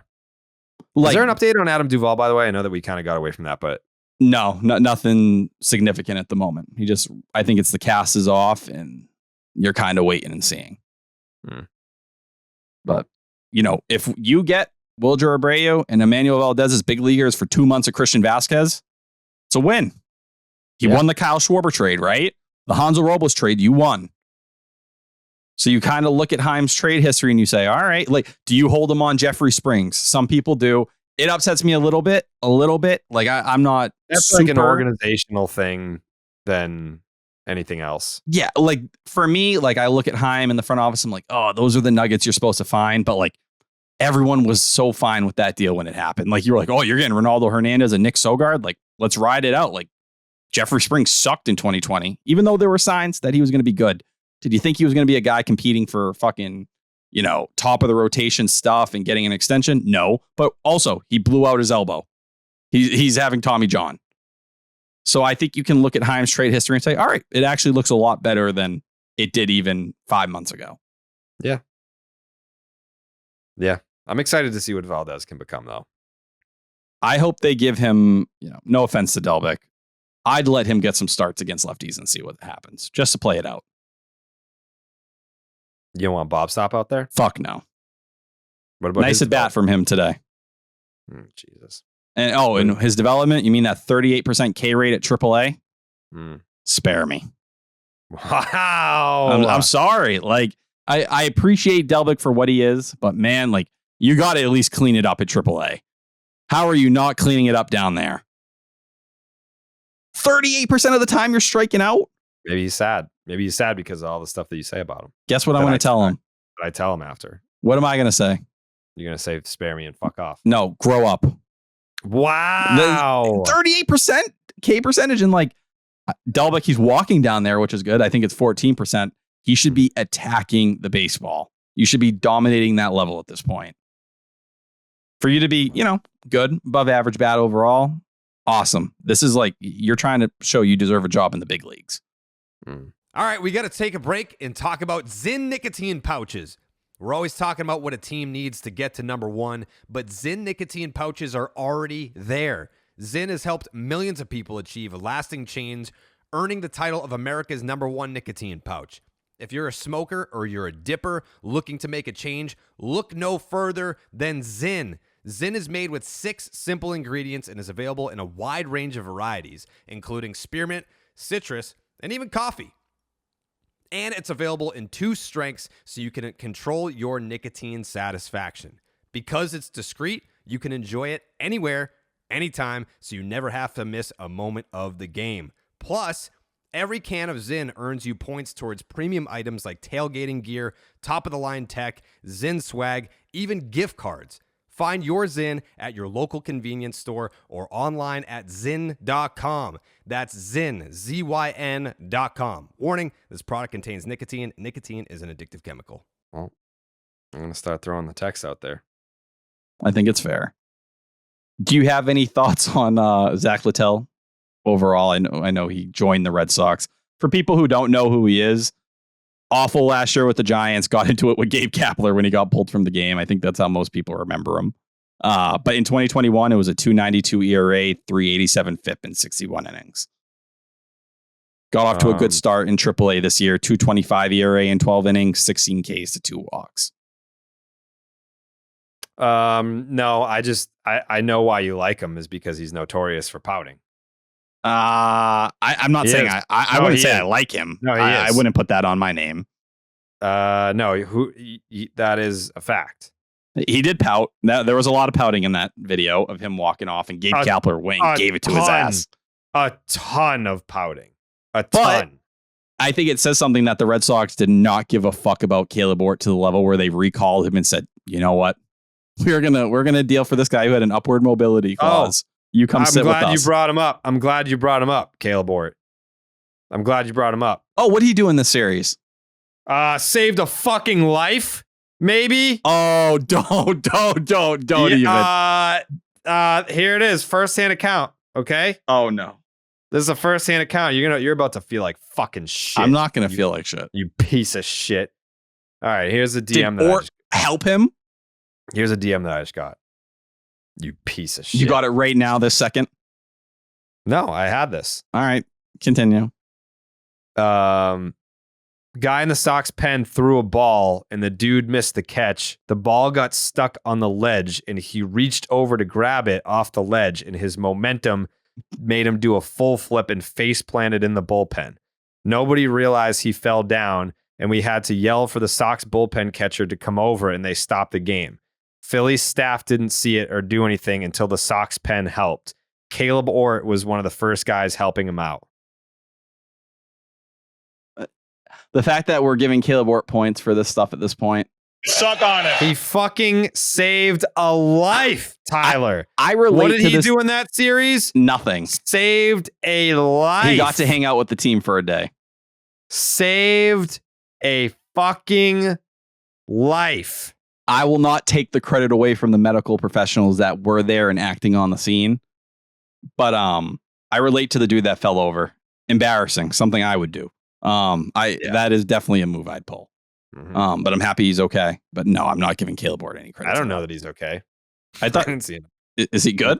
I don't think he's dead, but I don't think he's good. He was responsive coming off the field. Was he? Yeah, he was talking. I don't see a thumbs up. No, he's good. That's my favorite thing in sports. When they're getting carted off? Yeah. When someone gets carted off and they're just like just giving a thumbs up. If you're responsive and you're there, he probably broke his leg or something, like, right? But it sounds like he broke his face until Caleb Ort fixed it. Not giving him that one. Well, you don't have to give it to him. He took it. He fucking took it. That was I don't often throw this word around. Hero. He was a hero that day. Can we talk about the real heroes? Matt Strom and Cutter Crawford. Yes. So if you didn't see this before the game on Saturday, so this was some shisty behavior on Matt Strom's behalf. Actually, it didn't really matter because it wasn't an eye for an eye at all. So Cutter Crawford is on the injured list, and Matt Strom knew that he was down that day. Like he was unavailable to pitch. So if he had done this against someone that was on the active roster, then I would have felt some type of way. But Strom knew that he was down, and obviously Cutter Crawford's on the injured list. So they have a good old fashioned national anthem standoff. The most famous one. Unplanned. Joe Kelly did one of these, I believe, in the NLCS. No, you're right. Like Joe Kelly did one for the Cardinals in the NLCS, like a psychopath. I want to say maybe he did one with the Red Sox too. I can't quite remember. These are my favorite. I mean, I love it because it's never overplayed. Like it's not something that's like, all right, yeah, we get it. Like you did the thing again. Like, no, we see it like once every 2 or 3 years. But Matt Strom and Cutter Crawford are doing a national anthem standoff. And in Matt Strom's words, they were just standing out there for the national anthem. Strom looked across and Crawford was still standing out there, and Crawford just kind of like gave him like a smirk, and Strom knew what that meant. He's like, all right, it's on. And Strom talked about his competitive nature. Bradford had the exclusive on like a little video that he tweeted, and he was like, all right, fine, we're doing this. The umpires came out to like break it up, and Strom said, well, like he should have to move first. Like we're in Philly. Like this is my home field. Like he should have to move first. And then they went over to like the video. I believe, was it Phil Cuzzy? No, I don't think so. No, there was one umpire goes up to Cutter Crawford being like, hey, you got to keep it moving here. And Core was sitting there too. Like Core's like right on his shoulder. Like, yeah. Like what's going on here? What are you saying to Cutter? Like, are you trying to like tell him like he's going to get ejected or what? And Core is laughing. Like Core was into it, having fun too. Yeah. Yeah. Well, he knows like that is it's baseball. When you have a national anthem standoff, I would love to see the data on the team that wins that going on to win the game. It's got to be out there somewhere. But Cutter Crawford technically got the W. Strahm broke first. Cutter, they both got ejected. And I was not privy to this. But I guess if you get ejected when you're on the injured list, the fine is even steeper if you're on the injured list than if you're on the active roster. Why? So, That doesn't make any sense. Like, if you're going to kick a guy who's just sitting in the dugout, like, why? Because he's not in the game. So, like, he has less of a, I don't know. you know, like, oh, you don't have to technically be here. Mm-hmm. Yep. So Chris Sale said, oh, that steep fine, it's on the house. Chris Sale is picking up Cutter Crawford's fine for getting ejected while on the injured list. And Matt Strahm was also ejected from the game, but knew that he was down that day. So he said it was like an embarrassing moment. I was like, what is embarrassing about that? Like, it's fucking funny. Like, it's... Can't you picture like going though, and maybe your manager's like, did you have to do that? Like, you know, did you have to have that moment? Like, can't you just go sit down? I'm guessing that's what the conversation would be like. But he said only Strahm and Thompson knew that he was down that day.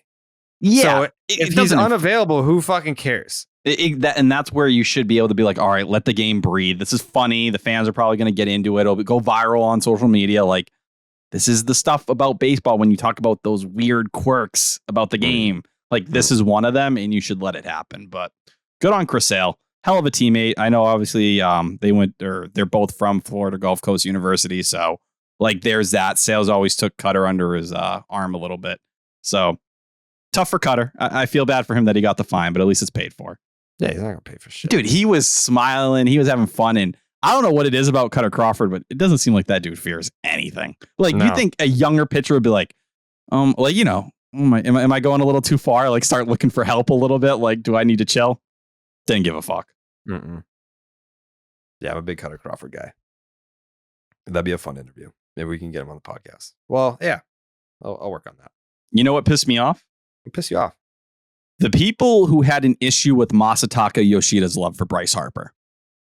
I didn't see any of that. Who's saying that? The amount of people I got saying, Yoshida's 9 months younger than this guy. It's so weird that he's idolizing him like he's like this 19-year-old prospect out of, you know, top prospect that just got to the big leagues. And I'm just like, you people do not understand what Major League Baseball has looked like outside of America. Like, in Japan, I go back to what Shohei Ohtani said during the WBC. When they were playing the U.S. in the championship, he goes, for this night, we don't look at them as like these stars. Like, these aren't the guys. These aren't the guys that we all dream about trying to be in that spot and being like them. Tonight, we're all on the same level in this game. And that, to me, is like, paints it perfectly about how they view, you know, guys like Yoshida who spent their careers in Japan, how they look at the MLB. It's the top of the top. These are the best players in the world. It's almost not like they're gods, but like they idolize them. Yoshida named his fucking dog after Bryce Harper. He has Bryce Harper in his Instagram handle.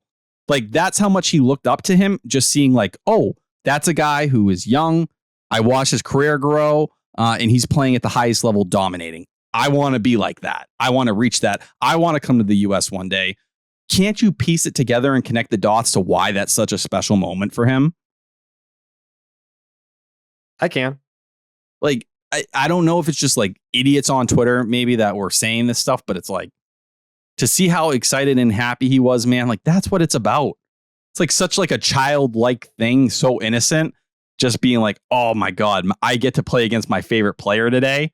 And Yoshida's fucking dominating. It's not like he showed up here and he's hitting 210 and can't do it. It's like, no, look at his fucking stats. I bet Bryce Harper's like, damn, I want to meet this guy. Like, look at what he's doing right now.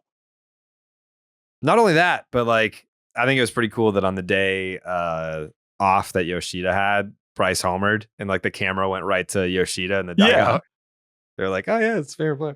And By the way, Steve is a huge cock because he keeps calling him Yoshi, and everyone is like, bro, he wants to be called Masa.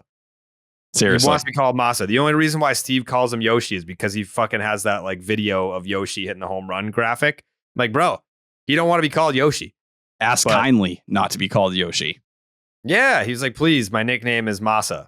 We got options. You could call him Macho Man. Macho Man. One more. He that's not the lean he wanted to go down, and I don't blame him. What is his walk-up song? Something Flow Rider. For real? Yeah, so he didn't want to bring Macho Man over for whatever reason, so he picked a Flow Rider song. Hold on, let me look it up. That was his walk-up song in Japan, though, obviously? Yeah, for the most part. I think Hmm. Good Feeling is his walk-up song right now.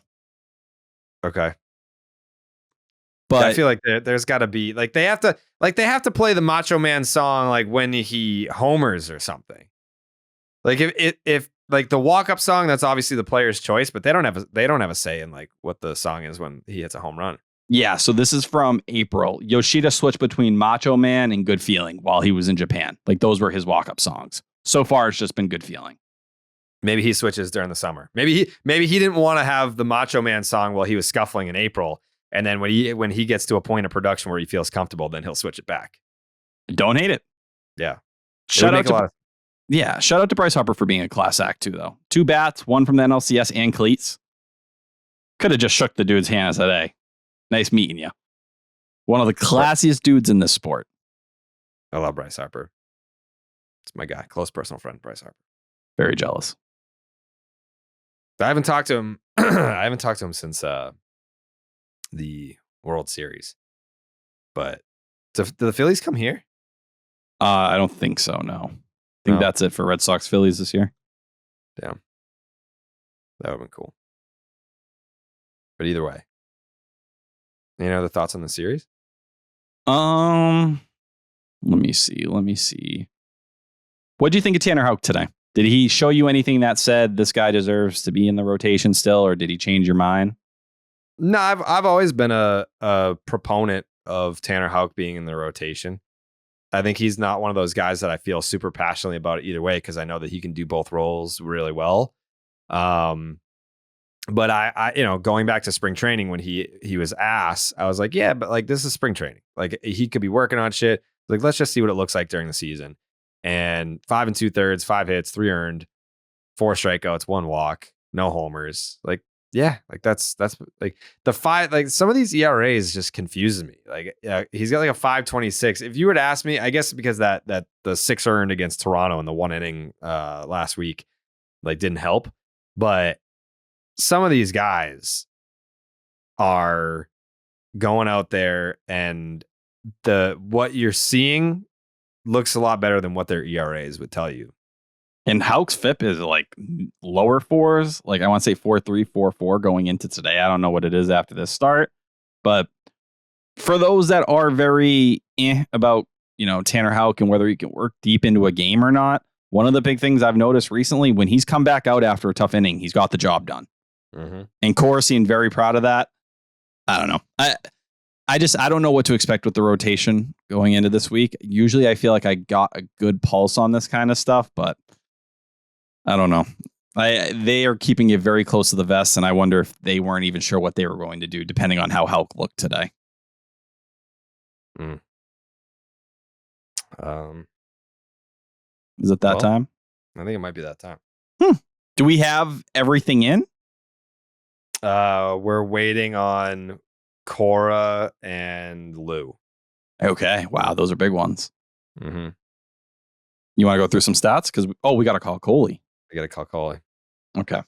I'm surprised he hasn't. Oh, he's in an awful mood, Jared. Oh, the Celtics? Yeah. He tweeted at halftime, like, I'll be shocked if they lose this game. Oh, no. Yeah. I don't even know if we're going to get an answer. Oh, no. Jake, do we have any reports on Coley on the timeline? I saw that halftime tweet too. I haven't seen anything, but he can't be doing great. Oh. I mean, at least the series is tied. Could be worse, right? Right? Oh, Jared. What? Am I wrong? I think where the pain comes in is the Celtics should not be tied. It should not be 2-2 with this team. Not if you're a true finals contender. Sorry to hear that. Especially considering Embiid didn't play game 1. Let's call Coley. Okay.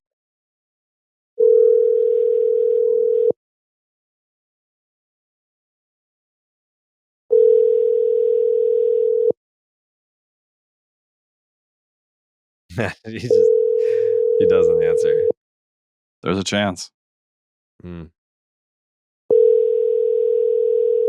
He might be that sad.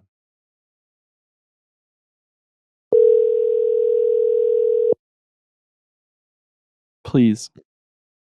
Your call has been Wow. forwarded. He's that sad. This is bad. It's real bad. I hate seeing my guy like this. There's been a lot of commotion on the Section 10 Reddit about the Clark's Ketchup Series MVP and how pitchers never win. Well, that's because a lot of the series that the Red Sox have won have been sweeps.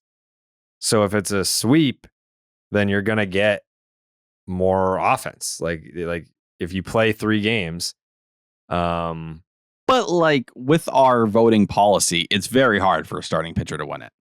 nah, that's not true, because if you win a series 2 games to 3, then more pitchers come into play, because it's like, all right, you wouldn't have won the series if so-and-so didn't step up in this game or whatever. But one of our main grading criteria is how many games did you impact?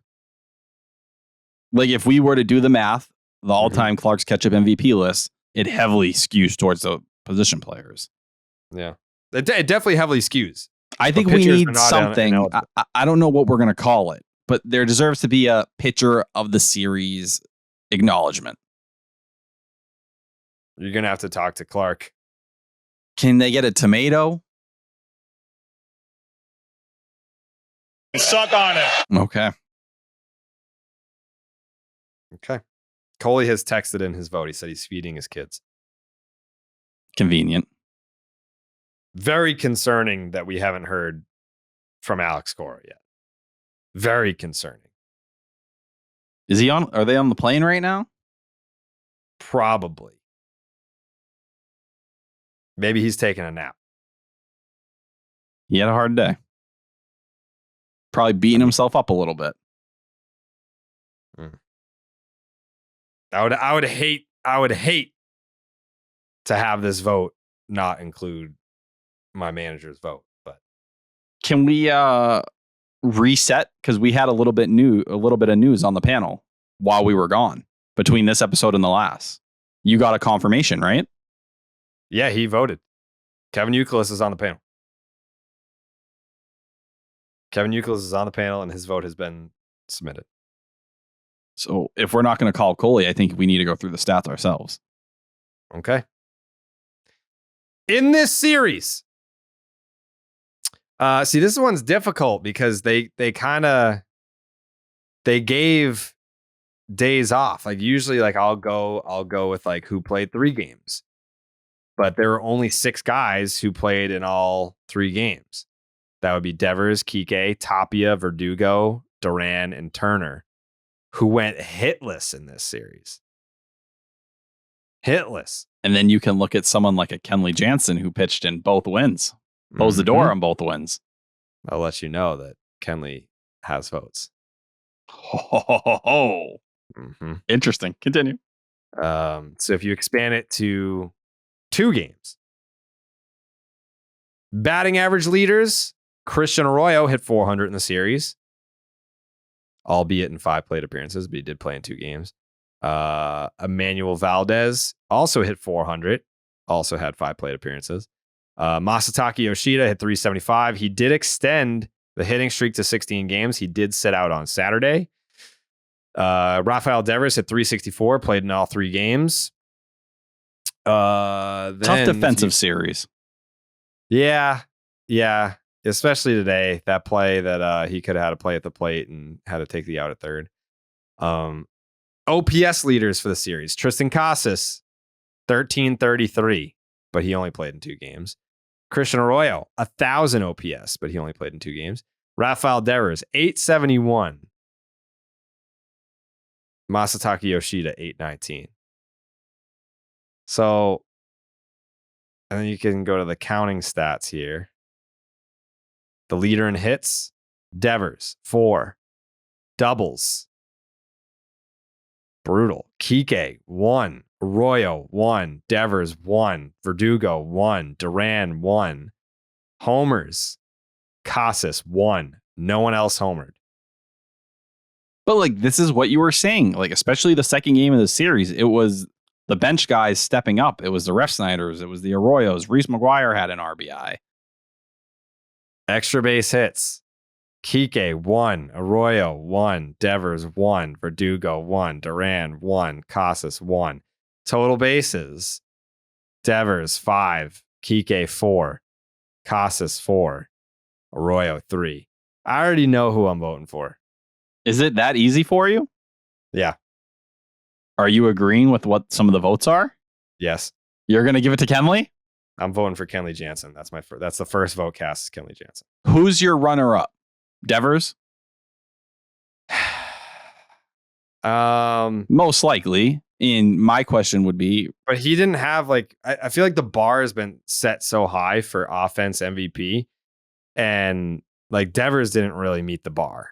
he started off the offense in game 1. He scored your Mhm. first one on an RBI single, and then he had a 2-run double in game 2. Mm-hmm. But I mean, Kenley getting 2 saves in the 2 games. My vote is for Kenley Jansen. 1 away And from 400. And while you think about it, Coley voted for Raimel Tapia. Okay. Kevin Youkilis voted for Kenley Jansen. Will Fleming voted for Kenley Jansen. Tom Caron voted for Cutter Crawford. Not bad, not bad. And then we still got nothing from Cora and Lou.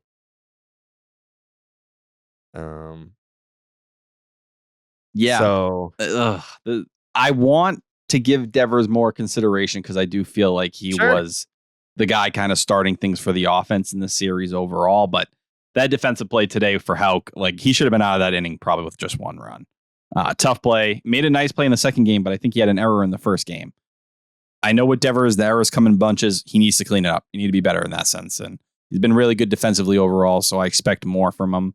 And I wouldn't say Devers is scorching at this point. So for Jansen, especially that first game, coming off the back injury, to be the guy who steps up too, that's big. And then seal the deal in game 2. I think I'm going to give it to Kenley, and I think it's a nice recognition of the stability he brings to the end of those games because last year I feel like they blow that first game every single time. Mm-hmm. Jake?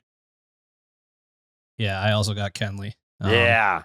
And to Jared's point, when you only win 2 out of 3 and it's not a sweep, pitching just comes into play so much more for Clark's Ketchup, I feel like. He just had a direct impact in both wins. So going Kenley. So that means that Cora and Lou's votes don't really matter. Someone else can't win. How many votes does Kenley have? Me? Who'd you vote for, Tyler? Kenley. Oh, so yeah, he can't lose. We have 6 votes for him right now. Your Clark's Ketchup Series MVP, Kenley Jansen. Kenley Jansen. A pitcher, Section 10 Reddit. A reliever. A relief pitcher. Kenley Jansen, your Clark's Ketchup Series MVP. After all that pissing, all that moaning, it's not impossible. I just, in a series sweep, it's hard, and they've just been sweeping teams. You know what I think is needed? Should we check in on where Kenley's stats are right now for the year? Please. 10 2/3 this year. He has 8 saves out of 9 attempts, 0.84 ERA. The FIP, 121. So as dominant as he has been just in terms of the ERA, everything behind all the metrics point to it being that great as well. 13.5 K per 9, 2.5 walk per 9, no homers. As locked down can get. Props to Heimblum. You have to tip your cap. You do.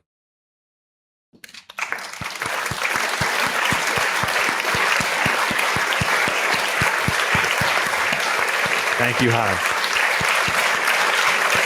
Thank you, Heim. Thank you, Heimblum. You know what? Let me ask Heim who the fucking MVP should be too. I feel like this makes him uncomfortable.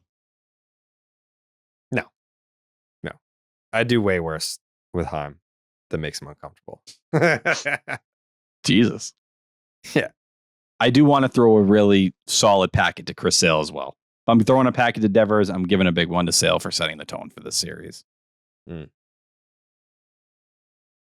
do too. Any other packets? Devers, Yeah, Devers obviously deserves one. I'll give one to Tristan Casas, who I think continues to look better at the plate. Hit a homer today. Everyone thought that sac fly was going to be a grand slam when it came off the bat. I'll give a packet to Kluber. He got the job done. He was good enough. Packet to Houck. Got the job done. Your rotation didn't kill you in this series. Arroyo definitely deserves a packet. Yeah, before the injury, obviously. 2 hits, a double, drove in 2 runs, and scored 2 runs. Ref Snyder. Yep. Got to give him one. Outside of that, Kike. He had a double. RBI. No. Now you're just giving a packet to anyone who has a fucking hit. I'm sorry. You're right. I'm going too far. Destroying the sanctity of the packet.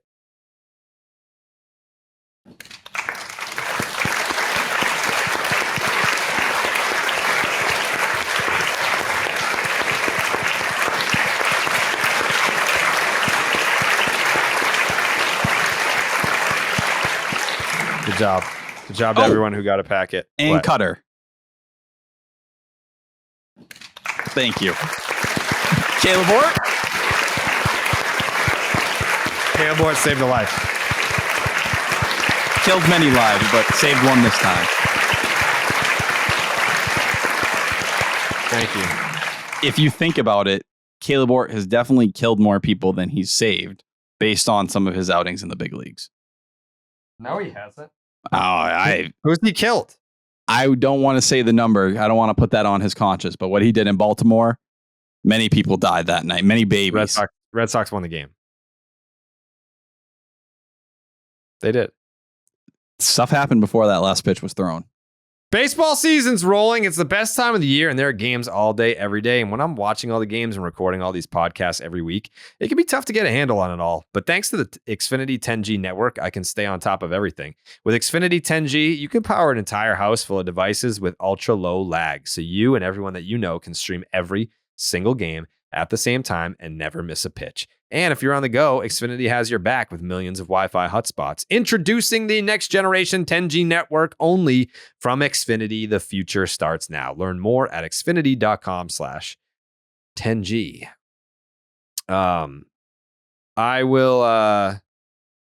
I'll keep Jake updated on the votes if we get them late so that they can at least go on the graphic.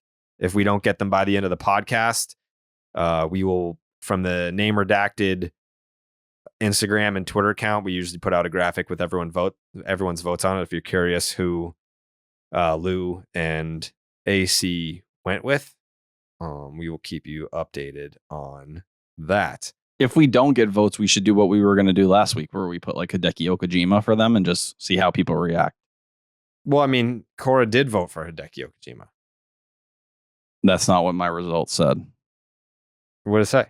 I saw a Japanese flag. Yeah. Does that just mean Hideki Okajima? Mm-hmm. My bad. Duh. It's a 2-game series. Oh, wait. Stop and Chop look ahead. Brought to you by Stop and Chop. Head on down to Stop and Chop. Use the promo code section 10 to get 10 cents off each one of your tangerines.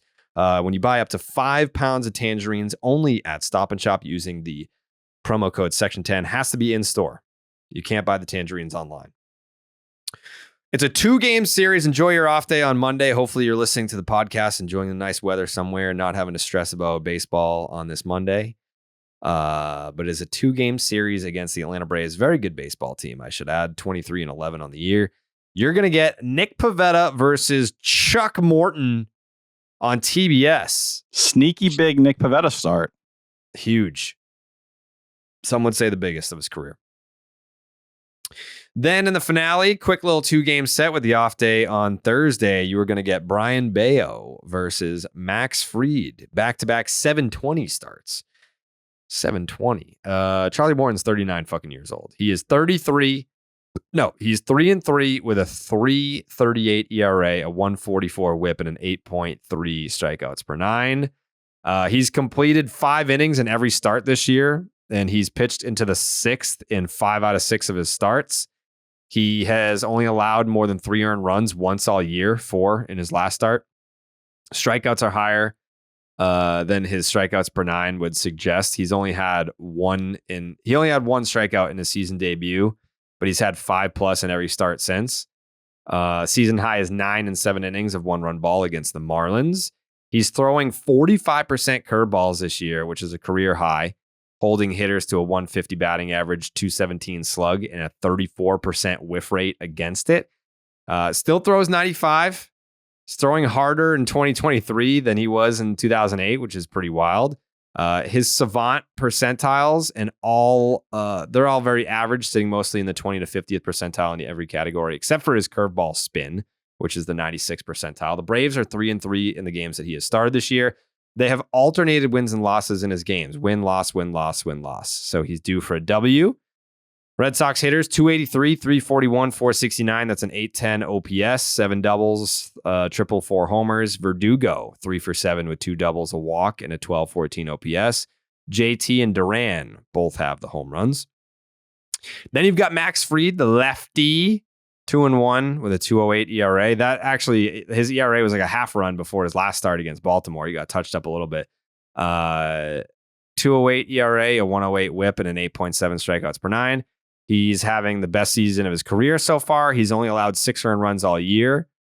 He's only walked 6 people all season. 2.15 ERA plus is the best of his career. His strikeouts per 9 is the best since 2019. Side note, he went undefeated in 2020. That doesn't get talked about enough. In his first 4 starts of the year, he allowed 1 run on 14 hits and 20 innings pitched. But his last start, as I just mentioned, against the Baltimore Orioles, 6 innings, 8 hits, 7 runs, 5 earned, 2 walks, 7 strikeouts, gave up 2 bombs. The 2 bombs that he allowed were the only 2 that he has given up all year. He is 90th percentile or better in average exit velocity, expected slug, hard hit rate, and expected ERA. He has only allowed 5 extra base hits this season. Of his 4 main pitches, 4-seam, curve, change, slider, the highest expected batting he is giving up is 234. The other 3 are all below 170. Despite how amazing he's been, the Braves 3-2 in his starts this year. Red Sox hitters, look at this. Red Sox hitters are hitting 420 with a 442 on base, 860 slug. That's a 1302 OPS against Max Fried. 7 doubles, 5 homers, 1 walk, 13 strikeouts, and 52 plate appearances. So here's the kicker. 4 out of the 5 home runs were hit by Adam Duvall and Trevor Story. So that doesn't really help us here. Alex Verdugo, though, 4 for 4 with 3 doubles against Max Fried. So then you get Nick Pivetta, 2-2, 4.99 ERA, 130 whip, and a 10 strikeouts per 9. The thing about Pivetta is you pretty much know what you're going to get from him. 5 to 6 innings pitched, 5 to 7 hits allowed, 3 to 6 earned runs, 5 to 7 Ks. That's pretty much the prototypical Nick Pivetta start. He's allowed home runs in 5 out of 6 starts this year, including 4 straight. He gives up rockets, 7th percentile, but somehow only has a 268 BABIP this year. Not great, but the Red Sox are 3-3 in his starts. The Braves hitters, 233, 277, 483, 760 OPS against him. Couple doubles, couple triples, 8 homers in 130 plate appearances. This obviously goes back to his Philly days. Ozzie Albies, 5 for 26 with a triple, 6 strikeouts. That's a 454 OPS. Ronald Acuna Jr., 5 for 23 with a double, 3 walks, 8 strikeouts, a 569 OPS. Then you got Brian Bale, 1-1, a 571 ERA, a 173 whip, and a 9.9 strikeouts per 9. He has a 368 ERA in his last 3 starts, and he's had some bad luck with fielding. He's allowed a couple unearned runs. His 50% whiff rate on his changeup is elite, but he needs to start missing bats with his sinker. Only a 7% whiff rate on his most used pitch is not ideal. The Red Sox are 3-1 when Bayo takes the mound, and he has never faced any batter on the Braves in his career. Prediction time. Tyler, why don't you go first? Yeah, sneaky, stressful series here, because if you show up and you lose 2 in a row, you're going to be going into another off day on a 3-game losing streak. So like it can kind of fall on you quick after winning 8 in a row and you start to freak out or stress. I think both Nick Pivetta and Brian Bayo, major starts. If Bayo gets roughed up, I think there's a conversation whether they go the same route they did before and they option him to kind of make this all work. Or does Pivetta go out there, look like garbage, and kind of they say, all right, we've seen enough. Like, go enjoy the bullpen. I don't love the idea of this lineup with all their lefties having to face Max Fried when you talk about someone like Christian Arroyo. No longer on the lineup, has had a nice moment in Atlanta. We all remember the Euro step at third base and all that. So I'm a little nervous there about facing him. Don't want to depend on that game. So I'm going to go split. I think they find a way to take that first game with the fresh bullpen and the lineups after a cold day today show up. But definitely nervous, scary. I think it's going to be a very stressful 2 games for the Boston Red Sox. Jake, how do you feel about this series? I think the Sox win on Tuesday night, and then the Sox win on Wednesday night to sweep. So you got the sweep? Yeah. Okay. Do you think they're going to be close games? I'll say 1 blowout, 1 close one. Okay.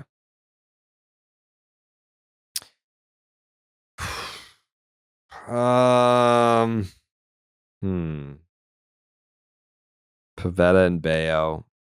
Doesn't it feel like this is like Pivetta when he faces elite lineups? It usually doesn't go well, but he got by against Toronto. Mm-hmm. So like he did great against Toronto. A lot of hard contact. I don't know if the wind will be blowing in like it was that night. And then the Red Sox do well against good pitching too. It's true. They show up, but I do worry a little bit lefty on lefty. 3 things those guys all have in common. 4 for 4, 3 doubles against Max Fried. Of course, that's the rest of the lineup though. We're gonna be talking probably Bobby Dubicks in the lineup. I mean, the Red Sox have to be the most experienced lefty team in the league. They just only see lefties. Yes, Rob Refsnyder will be in the lineup, and he just delivers. True. I don't know. I think that is a little bit of a tough matchup for them overall, based on how lefty heavy they are right now. The Red Sox against lefties are basically a middle in the pack offense. They are 14th in batting average and OPS. 746 OPS against left-handed pitching this year. The Rays are cheating. Like, it's unfair. They're just fucking good at everything. Like, Joey had the stat today. He like listed all the things that they're first in Major League Baseball in, and like I just looked at like teams against left-handed pitching this year. They're hitting 311 with a 943 OPS as a team against left-handed pitching this year. Both obviously lead Major League Baseball. It makes you want to die, but someone was mad that I was happy that the Yankees lost, and I was like celebrating it. They're like, well, the Rays gained a game on you. It's their division. They won the division already, so enjoy it, have fun. I don't even think about the Rays. They don't exist to me. No, it's all about getting in. Like, trust me, if you're a Red Sox fan, you ain't thinking about winning the fucking division. You're just happy to be in the conversation to make the playoffs. And a team that's supposed to be in the conversation that's shitting the bed while dealing with injuries, the Yankees, we focus on them. Yeah, I mean, like, with the Yankees, I just want to see them lose. Like, I want to bury them. Because that's going to be the team along with the Blue Jays. Like, if you're fighting for that wild card spot, Houston dealt a massive blow. Luis Garcia going on the IL. Tommy John. Seattle, another team, dealt a massive blow with Robbie Ray needing Tommy John. You kind of got to sit here and say, well, it's most likely going to come down to who's in this division right now. The Orioles are good, and they're going to get John Means back this summer. We have a vote from our manager. Is he on pace with us? Kenley Jansen, another vote. Another vote from our manager, Alex Score. Was that 7 votes, Kenley? Yep. I mean, listen. We got our votes in before the manager's vote, and he was on pace with that. That just, reaffirms that we know ball. We know ball. Except for that one time that everyone went left and Alex went right with the Connor Wong vote. He was ahead of his time. Yeah. It was just funny to think about. Now that only leaves Lou. I'm shocked that Lou wasn't just waiting by his phone to submit a vote. Did he call the game? Was he on radio today? No. When I was in the car, I heard just Will. Can we take anything from his Twitter timeline? Yeah, maybe he's taking a nap. I feel like Lou's very expressive, though, when he's impressed by stuff. Maybe he's basically tweeted out that it should be Kenley. Maybe. Like, Lou is... here we go. What? Jansen is so good, gets in a little trouble, but he's been there before. Someone with less experience would let that get away from him. Sox guy.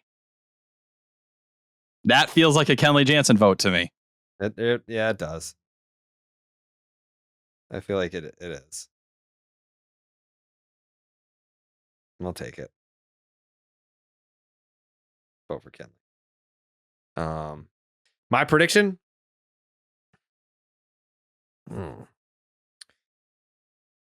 I'm really struggling to not go sweep here. Which Like- way?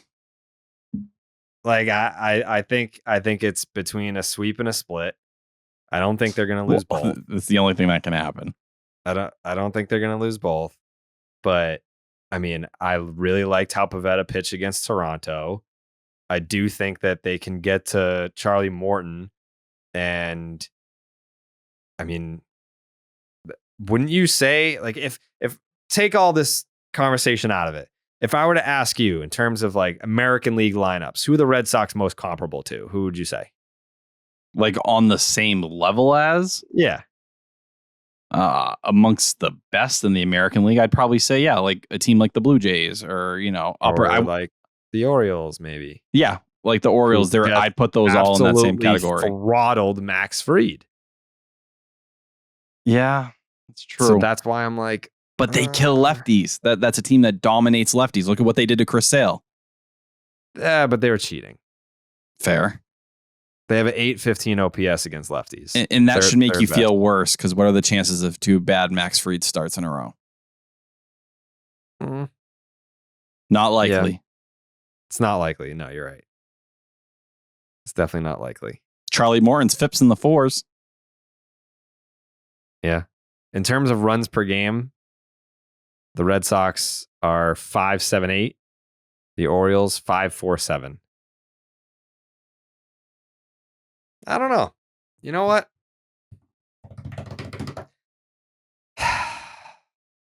Join me. Join you? They're going to win the first game and they're going to lose the second game.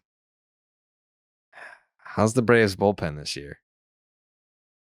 AJ Minter's closing out games for them, right? Yeah. Right now, due to injuries. Didn't Iglesias just come back? Oh, did he just come back? Yeah. Okay, so there you go. Not that I'm sitting here trembling at the thought of Rasil Iglesias, but Not in this climate. yeah, we got one. He's one appearance. Still maybe shaking the rust off a little bit. They're middle of the pack. They're good, but they're middle of the pack. I'm going to roll the dice here. I'm going to roll the dice. What does that mean? You know how I make major life decisions? How? I look up Magic 8 Ball online, and then Yeah. I do it 3 times, and then whatever is 2 out of 3 I take. All right, let me do that. You like that What- idea? What's the website called? Just type in Magic 8 Ball online. Okay. This is like, Magic. I've made some huge decisions like this. Magic 8 Ball online. Yep, you want the original one, the first one, Original Magic 8 Ball. Okay. and then shake. Type your question here. Will the Red Sox sweep the Braves? Question mark. Shake 8 Ball. It says don't count on it, but I'm Ooh. going with the sweep anyway. I'm going with the sweep anyway. Fuck your Magic 8 Ball. Fuck you. Hashtag fuck your Magic 8 Ball. It is a 2-game sweep of the Atlanta Braves at the hands of the Boston Red Sox. 2 games, 2 victories, 2 off days to celebrate them preemptively and post. Ballsy. I don't know Yep. if you believe that, but I will. I believe it. I'll let the disrespect of the Magic 8 Ball go, because there's a lot of people who make life decisions with it. Well, guess what? I don't I don't believe what the Magic 8 Ball had to say on this particular issue. Well, it's Magic and you aren't. You don't know that. You don't have powers. You Don't even. All right. You have some powers, but you're not as good as the Magic 8 Ball. I don't know. I wouldn't be here without the Magic 8 Ball. You wouldn't be here without my powers either. That hell of a take. All right. you take the W. I'm done with this.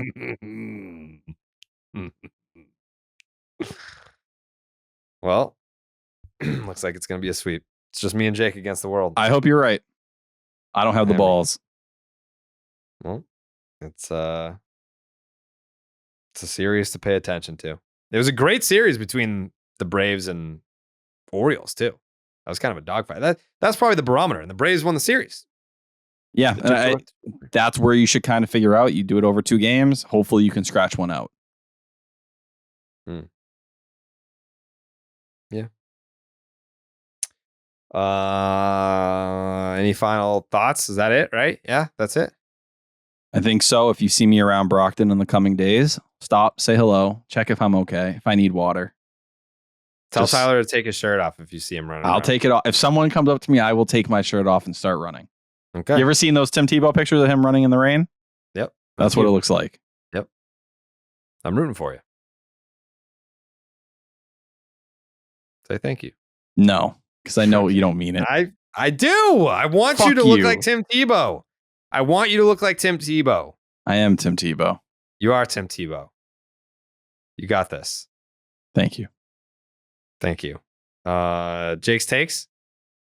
I just did the Magic 8 Ball for Will Tyler coming to the next Red Sox game. Jared invites him to, and it said outlook not so good. Oh, Fuck you. Suck on it. Damn, dude. It's brutal.